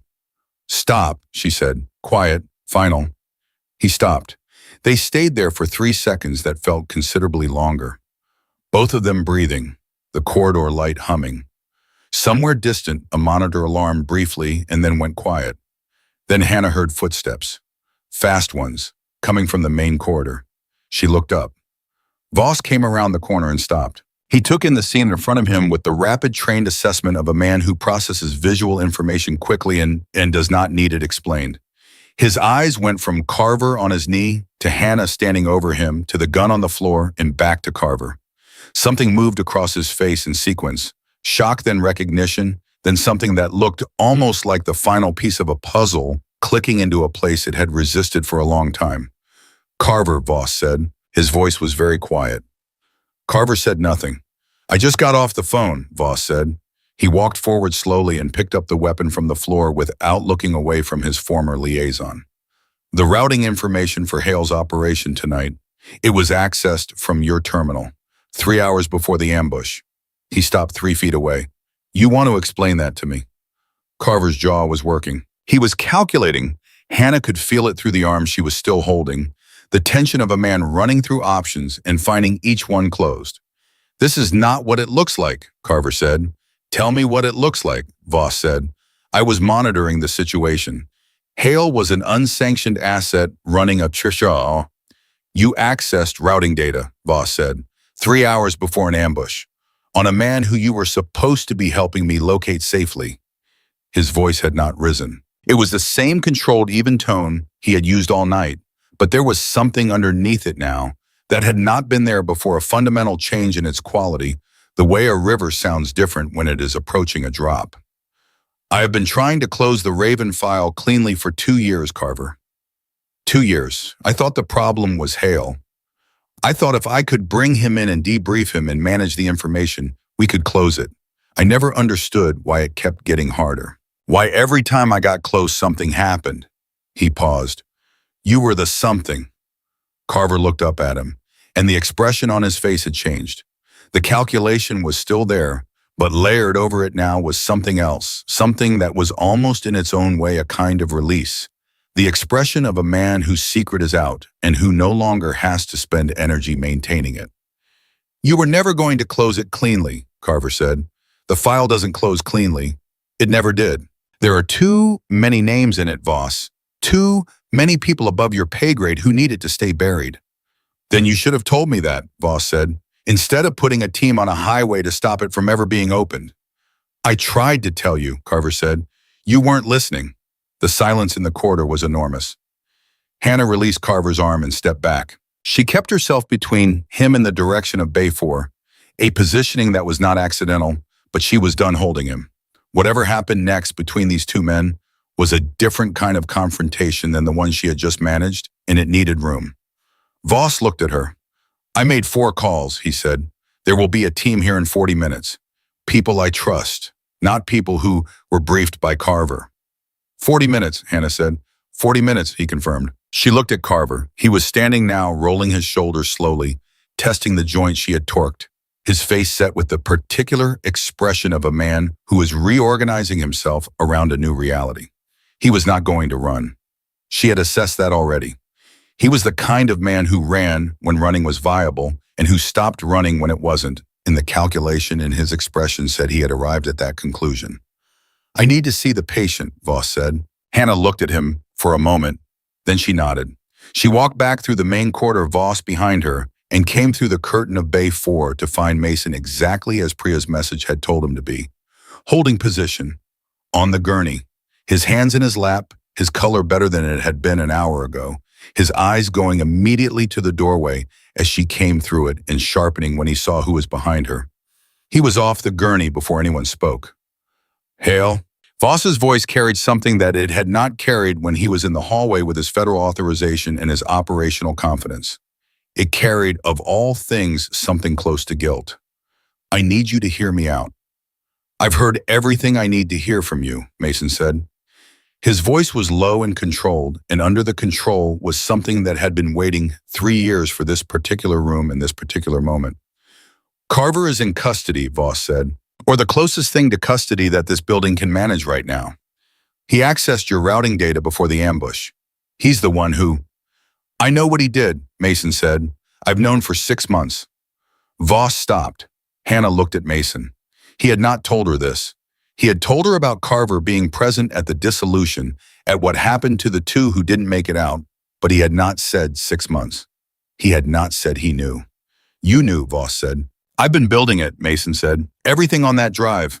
I spent 6 months pulling threads, verifying, documenting. I couldn't come forward because I didn't know who was clean on your side. I didn't know if you were part of it. Voss absorbed this. And now, Mason looked at him for a long moment. Hannah seems to think you are not. Something passed through Voss's face. He looked at Hannah briefly, the look of a man recalibrating his understanding of the last several hours. Then he looked back at Mason. The drive, he said. If it has what you say it has everything, Mason said. Names, dates, communications, the real after-action reports from the dissolution, the authorization chain for what happened to Torres and Kim. His voice did not waver on the names, but something behind his eyes did. Everything. Then we can close this, Voss said. We can do more than close it, Mason said. The 2 men looked at each other across the width of the curtained space and across 3 years in a classified operation in a dissolution order, and everything it had cost both of them in different currencies, in different ways, and Hannah stood between them and felt the weight of what was shifting. She took the drive from her pocket and held it out to neither of them specifically. just held it in the air between them. This goes through proper channels, she said. Both of you sign off on the chain of custody. Nobody touches it outside of that. Agreed, Voss said, agreed. Mason said nothing for a moment. Then he looked at Hannah. You're sure about him? I'm sure about the next 40 minutes, she said. I'm sure about what I heard in that supply room and what I saw in that corridor. The rest of it gets verified through the process. She kept the drive extended. Agreed, Mason. He reached out and took the drive from her hand. He held it for a moment, the weight of 6 months in his palm, the weight of Torres and Kim and all the days in the dark, and then he held it out to Voss. Agreed, he said. Voss took it. The next 40 minutes moved the way that significant things move when the dangerous part is over and the procedural part has begun, which is to say quickly and with a great deal of controlled, purposeful activity that looks almost mundane from the outside. Voss's team arrived in 38 minutes, 2 people who moved with the quiet efficiency of individuals who had been woken up at 3 in the morning and had dressed and driven without asking unnecessary questions because they had worked with Richard Voss long enough to know that when he called at 3 in the morning, the questions could wait. Carver was removed from the building in a way that was smooth enough that the intake nurse at the front desk, who had let him in 2 hours earlier, only noticed that the 2 men who had come in were now leaving and that one of them seemed to be leaving with somewhat less freedom of movement than he had arrived with. Dr. Whitmore had been briefed. Or rather, he had been given the version of a briefing that was possible to give a civilian physician at 4 in the morning in his own hospital, which was less a briefing than a careful arrangement of the facts that explained the situation without explaining the situation. He had stood in his office with his arms crossed and his expression moving through approximately 6 distinct phases while Voss spoke, and at the end he had said very carefully, "So the patient in Bay 4 is not simply a trauma case. He is absolutely a trauma case," Voss had said. "He is also other things." "And Hannah Reed," Voss had paused. "What about her?" "Who is she?" Whitmore said. "Really? She is exactly who her personnel file says she is," Voss had said, which was technically true and also the most complete non-answer he had given anyone all evening. "She is a nurse. She works in your ER. And tonight she probably saved 2 lives, including one that had nothing to do with medicine." Whitmore had looked at him for a long time. Then he had uncrossed his arms and said, "What do you need from me to close this out tonight?" Which was, Hannah thought when Priya told her about it later, the most useful thing Carl Whitmore had done in the entire length of the evening, and she meant that with genuine respect. By the time the team had processed what they needed to process and Carver had been escorted out, and Voss had signed what he needed to sign, and Mason had given a preliminary statement that would be the first of several, the ER had gone through the particular transition that happens in hospitals between 4 and 5 in the morning, when the worst of the night has passed and the day has not yet arrived and everything exists in a kind of suspended, exhausted quiet. Hannah was at the supply cart, the same supply cart, counting the same gauze packets she had been counting when the ambulance doors blew open, however many hours ago it now was.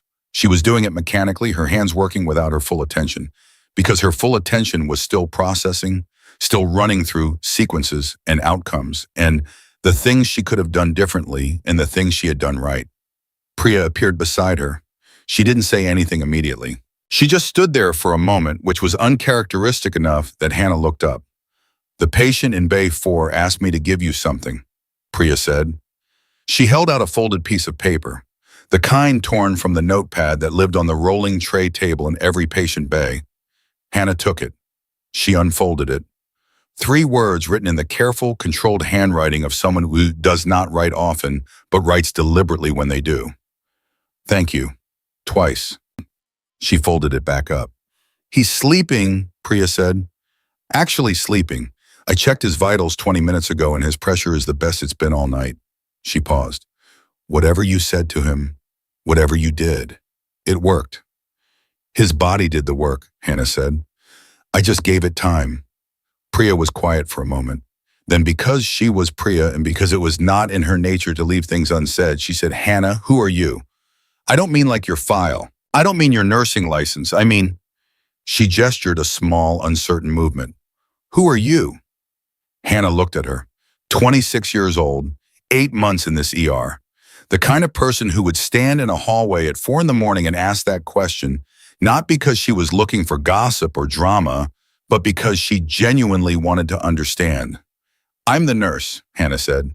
"I work the night shift. I know how everyone takes their coffee, and I have never missed a shift in 6 years, and I am very good at what I do." She picked up her clipboard. "That's who I am, Priya." Priya looked at her for a moment. "Okay," she said quietly. "Okay." And she didn't push it, which made Hannah think not for the first time that Priya was going to be very good at this job in a few more years. The best medical professionals were the ones who knew when to push and when to let a thing be bung. Doctor Whitmore found her at 6:15, 40 minutes before the morning shift was due to arrive. He came down the hallway with 2 cups of coffee, which was so unprecedented in Hannah's experience of him that she actually stopped what she was doing and stared. He held one out to her. She took it. He stood beside her and drank his own and did not say anything for a full 30 seconds, which was also unprecedented.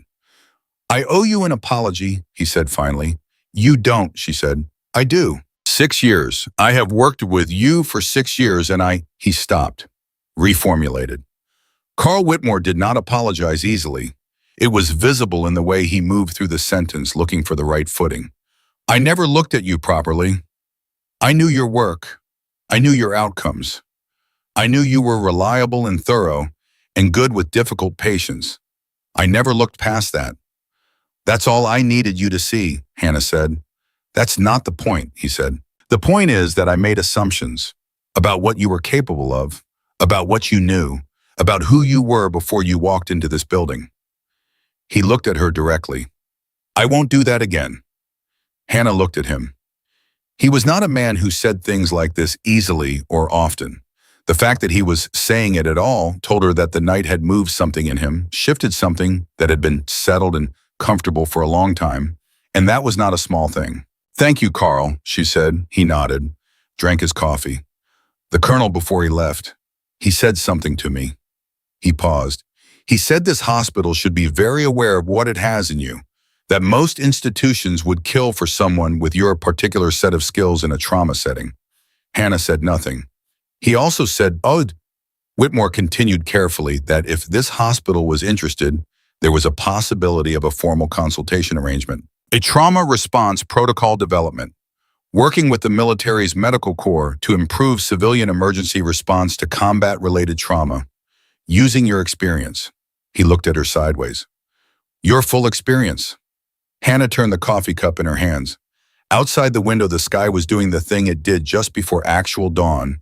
Not light yet, but the specific quality of dark that means light is close. The particular darkness that knows what's coming. "That would mean disclosing things," she said, "to a limited group under appropriate clearances. It would change things here." "Some things," Whitmore said. "The work would be the same. The patients would be the same.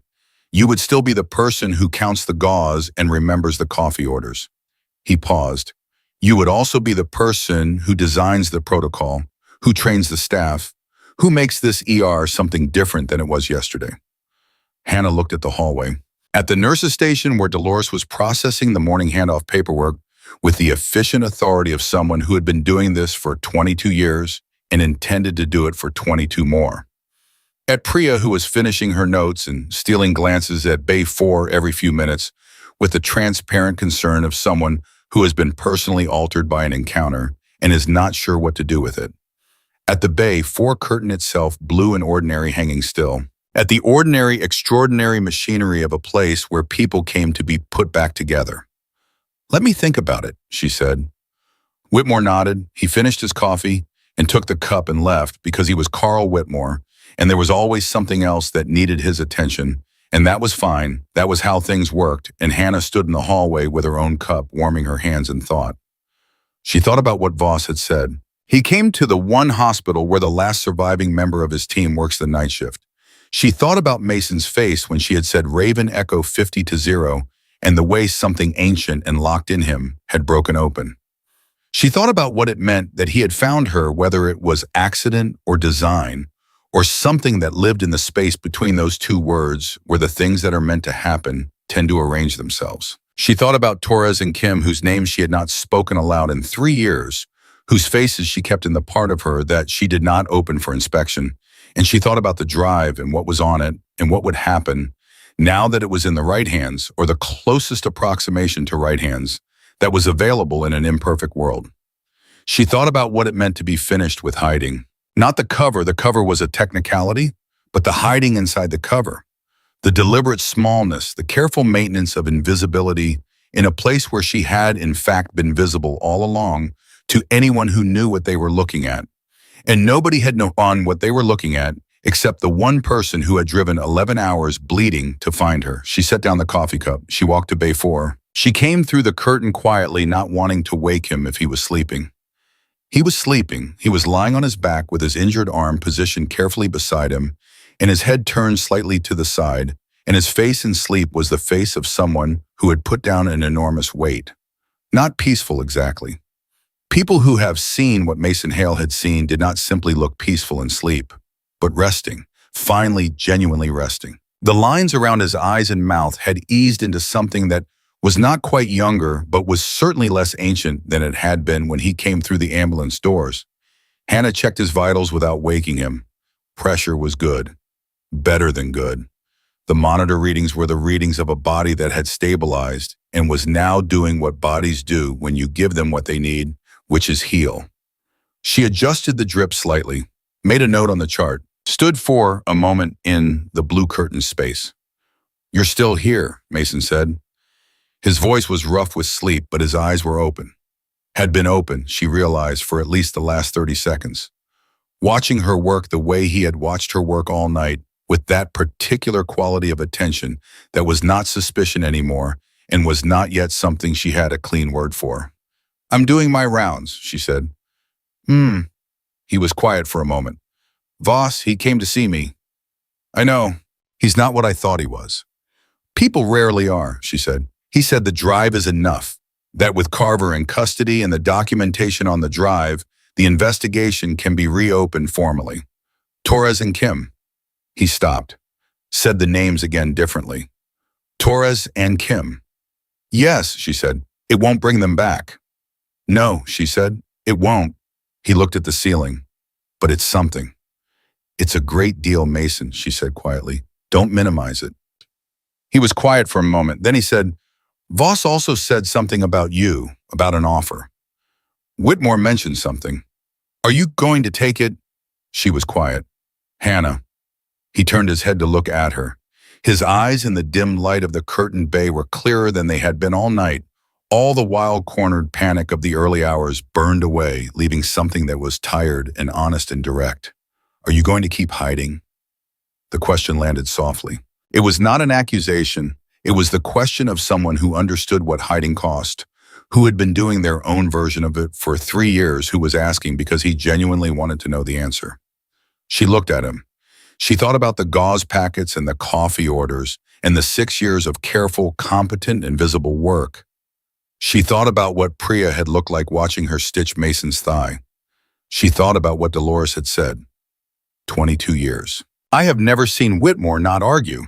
She thought about what it meant to be a legend that only one person in the building knew was standing right in front of them, and whether that was a protection or a waste, and whether at some point those two things had quietly traded places without her noticing. "No," she said. He looked at her. "I don't think I am," she said. Something shifted in his expression, small, significant. The particular expression of someone who has been holding a breath they didn't know they were holding. "Good," he said. She picked up her clipboard. "Rest," she said. "The orthopedic consult comes in at 7. You're going to want to be awake for that conversation because they're going to want to schedule surgery, and you're going to argue about the timeline, and I am going to need you to have the energy to lose that argument gracefully." He almost smiled. Almost. "I don't lose arguments." "You haven't met Dr. Patel," she said. She went through the curtain. The morning shift was arriving. Hannah could hear them, the particular sounds of fresh people coming into a space that had been held all night by tired ones, the slightly higher energy, the coffee cups, the questions about how the night had been. Dolores was doing the handoff briefing at the nurse's station, her voice carrying its usual authority, listing patients and statuses and notes with the systematic efficiency of someone transferring command. When she reached Bay 4, she paused slightly. Hannah, coming down the corridor, heard her say, "Bay 4 is a special case. Night nurse has primary. Do not disturb without her authorization." Hannah slowed, looked toward the nurse's station. Dolores, 22-year. Iron and Protocol's rules exist for reasons. Looked up and met her eyes. Nodded once. Hannah nodded back. She went to the locker room and she got her bag and her coat, and she stood for a moment in the quiet of a room that was just a room, ordinary tile and ordinary lockers, and the smell of a building that had been going all night, and she let herself be still. 6 years of careful invisibility. One night that had changed the arrangement of everything. She put on her coat. She thought about what she had told Mason, about getting through the day. She had said it simply offhandedly, the way you say things that are true but that you haven't said out loud before, and that sound different in the air than they do in the quiet of your own head. Trying to get through the day. That had been enough for a long time. That had been sufficient. The gauze packets and the coffee orders and the work that was real, and the life that was quieter than the one that came before it, in the careful, deliberate smallness that kept certain things from having to be faced. She thought about what it would mean to be something else. Not to stop being a nurse, not to walk away from this building or these people or this work, but to let the whole of it be visible. To bring what she actually knew into a room with all the people who could use it. To stop being the background and let the background recede. To stop performing ordinary. She picked up her bag. She walked out of the locker room, back through the ER, past the nurse's station, where the morning shift was settling in, past Bay 4, where Mason Hale was sleeping with his vitals steady and his hands finally still past the ambulance bay doors through which he had come hours ago, bleeding and fighting and refusing every hand that reached toward him. She pushed through the main doors into the morning. The air was cold and clean, and the sky was the color of something about to begin. She stood on the pavement outside Mercy General and breathed it in and let the night settle into the past where it belonged, and let what was next be what was next. Her phone buzzed. She looked at it, a number she did not recognize, which meant it was a number she was meant to recognize. She answered. "Reed," said the voice on the other end, a woman's voice, measured, careful, the voice of someone who chose words the way a surgeon chooses instruments. "Yes," Hannah said. "We've been watching the situation at Mercy General tonight," the voice said. "We have some questions."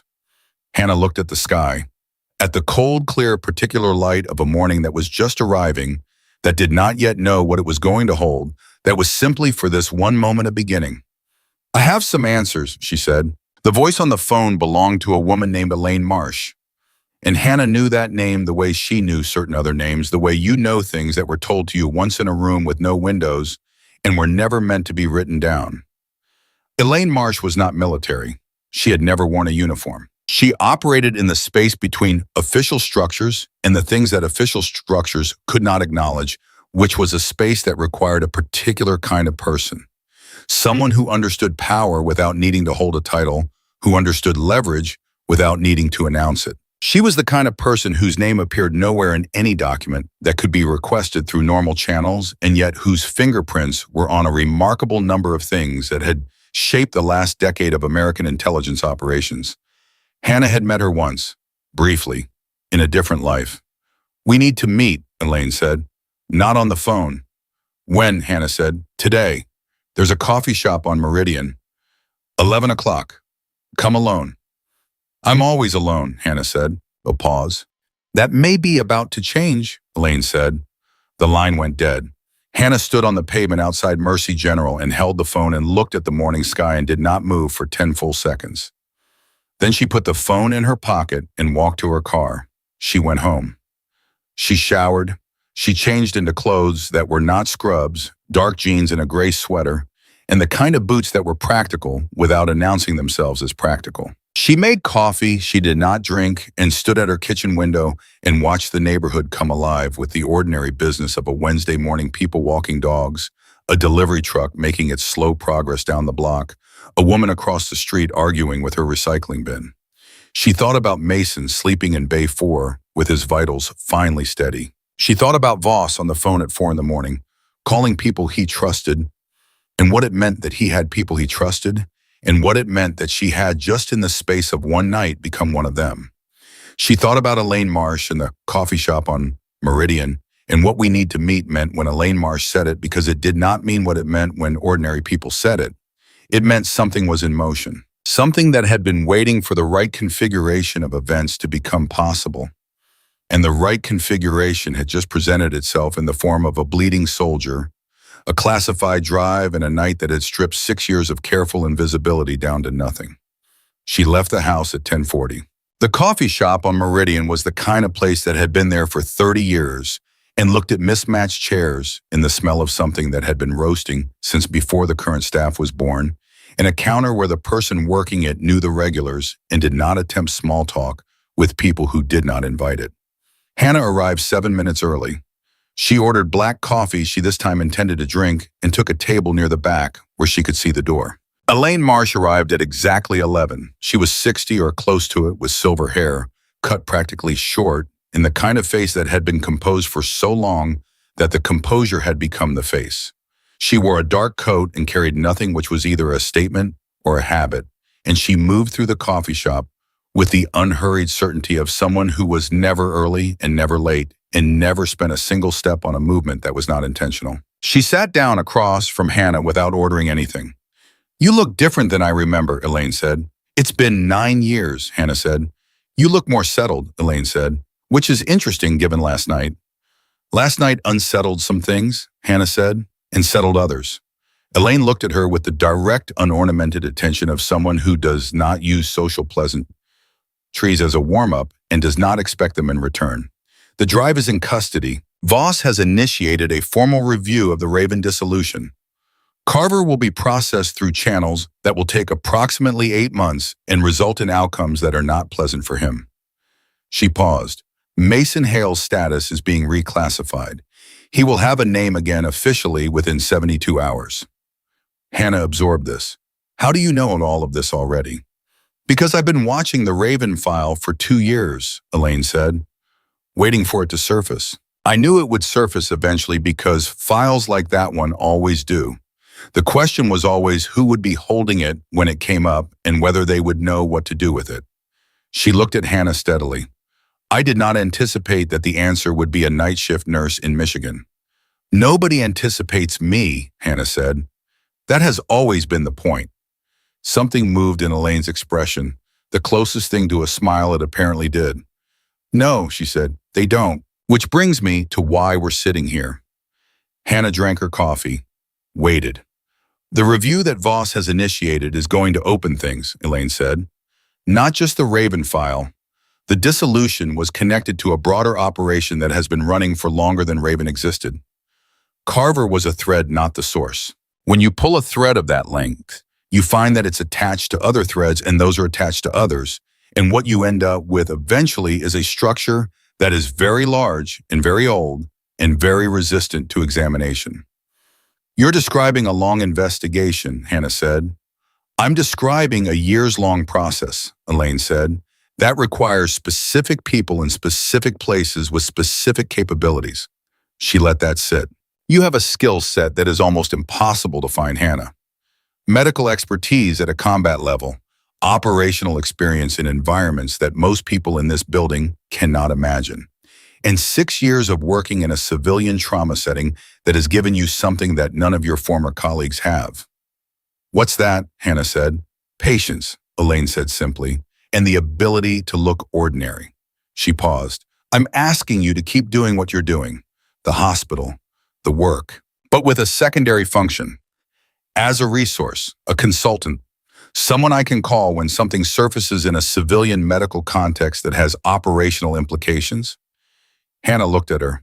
"You want me to stay in the ER?" "I want you to stay exactly where you are," Elaine said, "and be slightly more of yourself while you are there." The coffee shop hummed around them. The person at the counter was explaining something to a customer about the difference between 2 roasts with the enthusiasm of someone who found this genuinely important. A child at the table near the window was drawing on a napkin with a crayon, absorbed and serious. Ordinary life, continuing in all its ordinary directions. Hannah set down her cup. "There's something I need to tell you first," she said. Elaine waited. "Mason didn't find me by accident," Hannah said. "I've been thinking about it since Voss said it. He came to this hospital specifically, not because he knew I was here, because someone told him." She looked at Elaine directly. "Was that you?" The silence lasted exactly 4 seconds. I put a protocol in place 2 years ago, Elaine said carefully. When former Raven assets surfaced in crisis, there was a routing suggestion built into certain emergency networks. Not a command, a suggestion. A nudge toward specific facilities with specific resources. She paused. It was meant to protect people, Hannah, not to put you in a position without your consent. But you knew it might, Hannah said. I knew it might, Elaine said. She did not look away. She did not offer anything softer than the truth which Hannah recognized as its own form of respect. I thought that when it happened you would be able to handle it. I was right. Hannah was quiet for a long moment. She was not angry. She had processed through the initial sharp edge of it, on the drive over the particular feeling of having your choices made for you, even with good intentions, and had arrived at something more nuanced than anger. A complicated acknowledgement that the world she had come from operated this way, and always had that consent in that world, was a different and more complicated thing than it was at the kitchen window watching the recycling bin argument. I want a different arrangement going forward, Hannah said. If something is going to involve me, I'm asked first, not nudged. Asked. Agreed, Elaine said. And my work at the hospital is primary, Hannah said. Not secondary, not a cover, primary. Anything else I do is in addition to that, not instead of it. Right, Elaine said again. And Mason. Hannah looked at her steadily. He gets his life back, his actual life. Name record the silver star that was suppressed, the recognition for what his team did. All of it. That's not negotiable. Elaine studied her. You're bargaining for him. I'm stating conditions, Hannah said. There's a difference between. Something warmed in Elaine's expression, just slightly. You sound like you did 9 years ago, she said. In that room, when you told the committee what you were and what you were capable of and what you were not willing to do regardless of what they asked. Oh, did I? Hannah said. You were the only one who held your own in that room, Elaine said. I remember thinking that we had made a mistake not building the whole team around you. She paused. We can discuss Mason's reinstatement through Voss's process. The conditions you've named are reasonable. I'll make sure they're honored. Hannah looked at her for a long moment. Then she picked up her coffee cup. 11 o'clock on a Wednesday, she said. On Meridian. This is how you recruit people.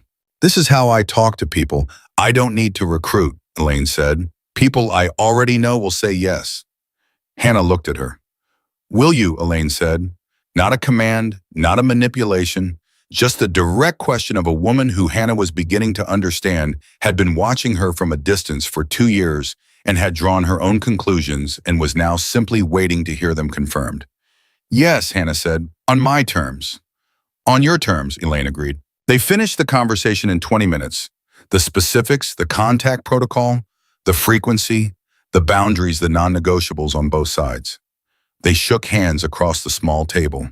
Elaine left first, walking out of the coffee shop with the same unhurried certainty with which she had entered and was gone before the door had finished closing. Hannah sat with the last of her coffee and the noise of the ordinary morning around her and let herself exist in the space between what had been and what was going to be, which was a space she had not allowed herself to occupy in a very long time. She drove back to Mercy General at 1 in the afternoon because she could not stay away, which was something she had known about herself for a long time and had stopped apologizing for somewhere around year 3. The afternoon shift was in full operation. The ER had the brisk, managed energy of a building that had recovered from a difficult night and was in the process of proving it could handle anything. Dolores was still there because Dolores was always there, filling in the overlap between shifts with the reliability of a structural element. You're not on until tonight, Dolores said when Hannah came through the door. I know, Hannah said. Bay 4 is asking for you, Dolores said. Her voice was its usual even authority, but there was something underneath it, a slight shift in register, a conscious accommodation. I told him you weren't in. He asked me to let him know when you arrived. She paused meaningfully. I'm letting you know you've arrived. Thank you, Dolores, Hannah said. She went to Bay 4. Mason was sitting up. Upright, not reclining, with the posture of someone who had spent all morning horizontal and had reached the absolute limit of his tolerance for it. His color was good, genuinely good, the kind of color that a body produces when it has been given what it needs and has responded accordingly. The monitor beside him reported numbers that a night ago had been critical, and were now simply numbers. He looked at her when she came through the curtain. His eyes did the same thing they had done every time as she came through that curtain, tracked to her. Immediately assessed, settled. "You weren't here this morning," he said. "I had a meeting." "With Marsh," he said. She looked at him. "How do you know that name?" "Voss mentioned her when he came to debrief me this morning." His eyes were steady on hers. "He said she'd probably contact you. He said you should be careful."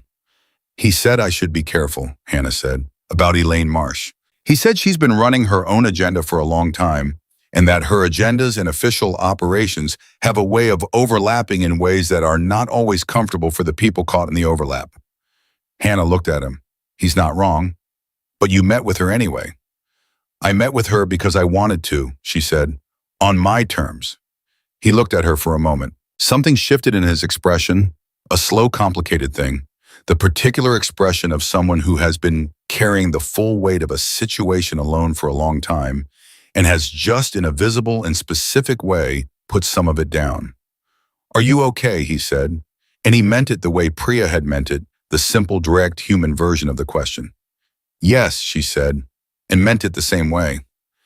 He nodded, looked at his hands for a moment. "They're sending a formal military liaison at 3, he said, to begin the reinstatement process. Voss made some calls." He paused. "I'm going to have a name again." "I know," she said. "It's strange," he said. "I've been anonymous for 3 years. I told myself it didn't matter, that the name was just a label." He was quiet for a moment. "It matters. It matters more than I thought it did." "Your name was always yours," she said. "Someone just tried to take it." He looked at her. "Torres and Kim," he said, "the investigation into what happened to them. Voss says it will take months." "It will take what it takes," she said. "Will it be enough at the end? Will whatever the investigation produces be enough?" It was a real question, not rhetorical, not looking for reassurance, looking for her actual assessment, because he had learned in the last 18 hours that she gave actual assessments and not comfortable ones, and that this was worth more than comfort. "It will be the truth," she said. "Documented, official, on the record. It will say what happened and who made it happen, and it will exist permanently in a way that cannot be undone. Whether that's enough is something that depends on things I can't quantify." She paused. "But it's not nothing. And it's not nothing that they know someone is still carrying their names, Tomas." He was quiet for a long time. "You carried them," he said. "All this time, alone." "We all do what we can," she said. "You did more than you can," he said. She looked at him. He looked back. Between them, a night's worth of things that could not be easily categorized and would not need to be, that could simply exist in the space where they had happened and be what they were. "Dr. Patel is going to want to schedule the shoulder surgery," she said. "Are you going to cooperate?" He almost smiled, the same almost as last night, slightly more developed. Define cooperate. "Agree to the procedure on the timeline he recommends without negotiating him down to something inadequate, because you have places to be." "I might have places to be." "Your places will wait," she said. "Your shoulder will not. You're very directive for someone who says she's just a nurse." "I've always been directive," she said. "You're the first person around here who's noticed." He did smile then, the full version. It changed his face substantially, rearranged it into something that had not been visible last night or this morning, something that lived on the other side of the worst of it and knew it. "Hannah," he said, "Thank you. Not just the twice from the note, all of it, the whole night." She picked up his chart. "You drove 11 hours bleeding to find," she said. "I think we can call it even." "That's not what happened," he said.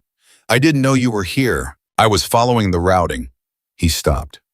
"Someone routed me here deliberately." "Yes," she said. "You knew." "I found out this morning." He processed this. And I had a conversation about it," she said, "and set some conditions. And here we are." He looked at her for a long moment. "Here we are," he said slowly, turning the words over as if they meant something more than their arrangement suggested, which Hannah thought they did. Here we are was not nothing. Here we are after the highway and the ambush and the ER and the code and the supply room and the corridor and Carver and Voss and Elaine Marsh on the phone in the cold morning air. Here we are with the monitor reading good numbers and the reinstatement process beginning at 3 and the investigation opening and the names that were carried and the ones that would now be said out loud in official places. Here we are. Rest, she said. I'll be back at 7 when my shift starts. And you're going to hover over me for the entire shift, he said. I hover over all my patients, she said. I'm not going to be here for your entire shift. The liaison arrives at 3, and after that, she said, you are still a post-operative trauma patient under my care, and you will be here for as long as your shoulder and your thigh and your 2 cracked ribs require you to be here, which is longer than you want it to be and shorter than it would have been if you hadn't driven 11 hours before coming in. He looked at her. You're not going to make this easy. I never make anything easy, she said. I make things correct. She went through the curtain. Priya was waiting in the hallway. She had clearly been waiting, had manufactured another reason to be in this part of the building, and she abandoned the pretense entirely when Hannah appeared. How is he? Priya said. He's good, Hannah said. He's going to be good. Priya nodded. She looked like she wanted to say something else and was working up to it. Hannah waited. I've been thinking, Priya said, about last night, about all of it, about you. She stopped. I want to be better at this, at what you do, not just the medical part, the other part, the way you walked toward him when everyone else backed away. I want to understand how you do that. Hannah looked at her. Young Ernest, gifted and not yet fully aware of how gifted she was. The kind of person who asked questions like this, not because they were trying to impress anyone, but because they genuinely needed the answer. You practice being afraid, Hannah said, and doing the thing anyway, every time, until the gap between the fear and the action gets smaller. She paused. You're already doing it, Priya. You just don't know you are yet. Priya looked at her. Is that what you do? You practice every day, Hannah said, every single day. She walked to the nurse's station. Dolores was there, and she handed Hannah a folder without being asked, a hospital form, the formal paperwork for a new designation within the trauma department, primary trauma, consultant combat integrated protocol development, pending administrative review. Hannah looked at it. Whitmore left it for you, Dolores said. He said, take your time. He also said, and I am quoting him directly, that it should have been on the table 2 years ago, and he's sorry it wasn't. She paused. He then walked away before I could respond, which is something he does when he's embarrassed himself by being human. Hannah looked at the form, at the title, at what it represented, the formal acknowledgement of the whole of who she was and what she knew and what she could do in a building that had known her for 6 years and seen only part of it. She picked up a pen. She signed it. She handed it back to Dolores, who took it without comment, which was the highest form of respect Dolores offered anyone, and placed it in the folder for administrative processing. The afternoon moved. The ER did what ERs do, process the human condition in all its chaotic, urgent, ordinary manifestations. At 3 o'clock, a military liaison arrived and went to Bay 4 and spent 90 minutes there with Mason, and when he came out, his expression was the expression of a man who had just been given significantly more than he had expected and who was going to need some time to process it. At 4:30, Dr. Patel stopped by Hannah at the nurse's station and said with the slightly surprised tone of a man reporting an anomaly that the patient in Bay 4 had agreed to the surgical timeline without negotiating, which was apparently unusual for patients of his particular build and apparent temperament. Hannah said that was good to hear. Dr. Patel looked at her for a moment, as if waiting for more, and then went back to his rounds. At 6:50, 10 minutes before her shift, Hannah went back to Bay 4. Mason was sitting up again because, of course he was, and he looked at her when she came through the curtain with the same immediate attention, and she thought that was going to be a thing he did. She was going to have to get used to it. The liaison, she said. It started, he said, the reinstatement. It'll take a few weeks for the full paperwork, but... He stopped. It started. Good, she said. He also told me something. Mason looked at her steadily. About Voss's call this morning. Apparently, when Voss initiated the Raven review, he submitted a formal commendation for the individual whose intervention last night made the opening of the review possible. Hannah said nothing. It's classified, Mason said. The commendation, it goes in a file that doesn't technically exist. But it's there, in the permanent record. He held her gaze. Your name is in the permanent record, Hannah. Your real record, as the last active member of Raven team. as the individual who preserved the integrity of the operation and enabled the pursuit of justice for its members. The ER hummed outside the curtain. Someone's monitor beeped. Somewhere a phone rang and was answered. The ordinary machinery of the place continued in its ordinary way, indifferent to the weight of the moment inside this particular curtained bay. Hannah looked at Mason Hale, Sergeant First Class, a man who had driven bleeding through 11 hours of highway and walked through the ambulance doors fighting and had let a small, quiet nurse stitch him back together and had handed her the most dangerous thing he carried and had said, "Trust me," for the next 48 hours. She thought about Torres and Kim.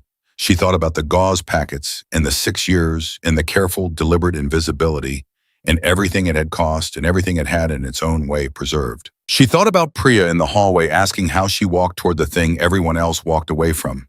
She thought about the answer she had given, which was the true one. You practice being afraid and doing the thing anyway, every time, until the gap gets smaller. She had been doing that for a very long time. She was still doing it, and she was not going to stop. "Get some rest," she said. "Surgery is at 8 tomorrow morning, and I am going to be in that waiting room, and when you come out, I am going to be the first person you see, and then I am going to tell you everything Dr. Patel said, and you are going to listen to all of it." Something moved in his face, warm and complicated and real. "You're going to be there. I'm going to be there," she said. He looked at her for a long moment. Then he reached out his good hand. Not for her hand exactly, just extending it open into the air between them. An offering of the simplest kind, the kind that does not require a name. She reached out and put her hand briefly in his. One firm, even pressure.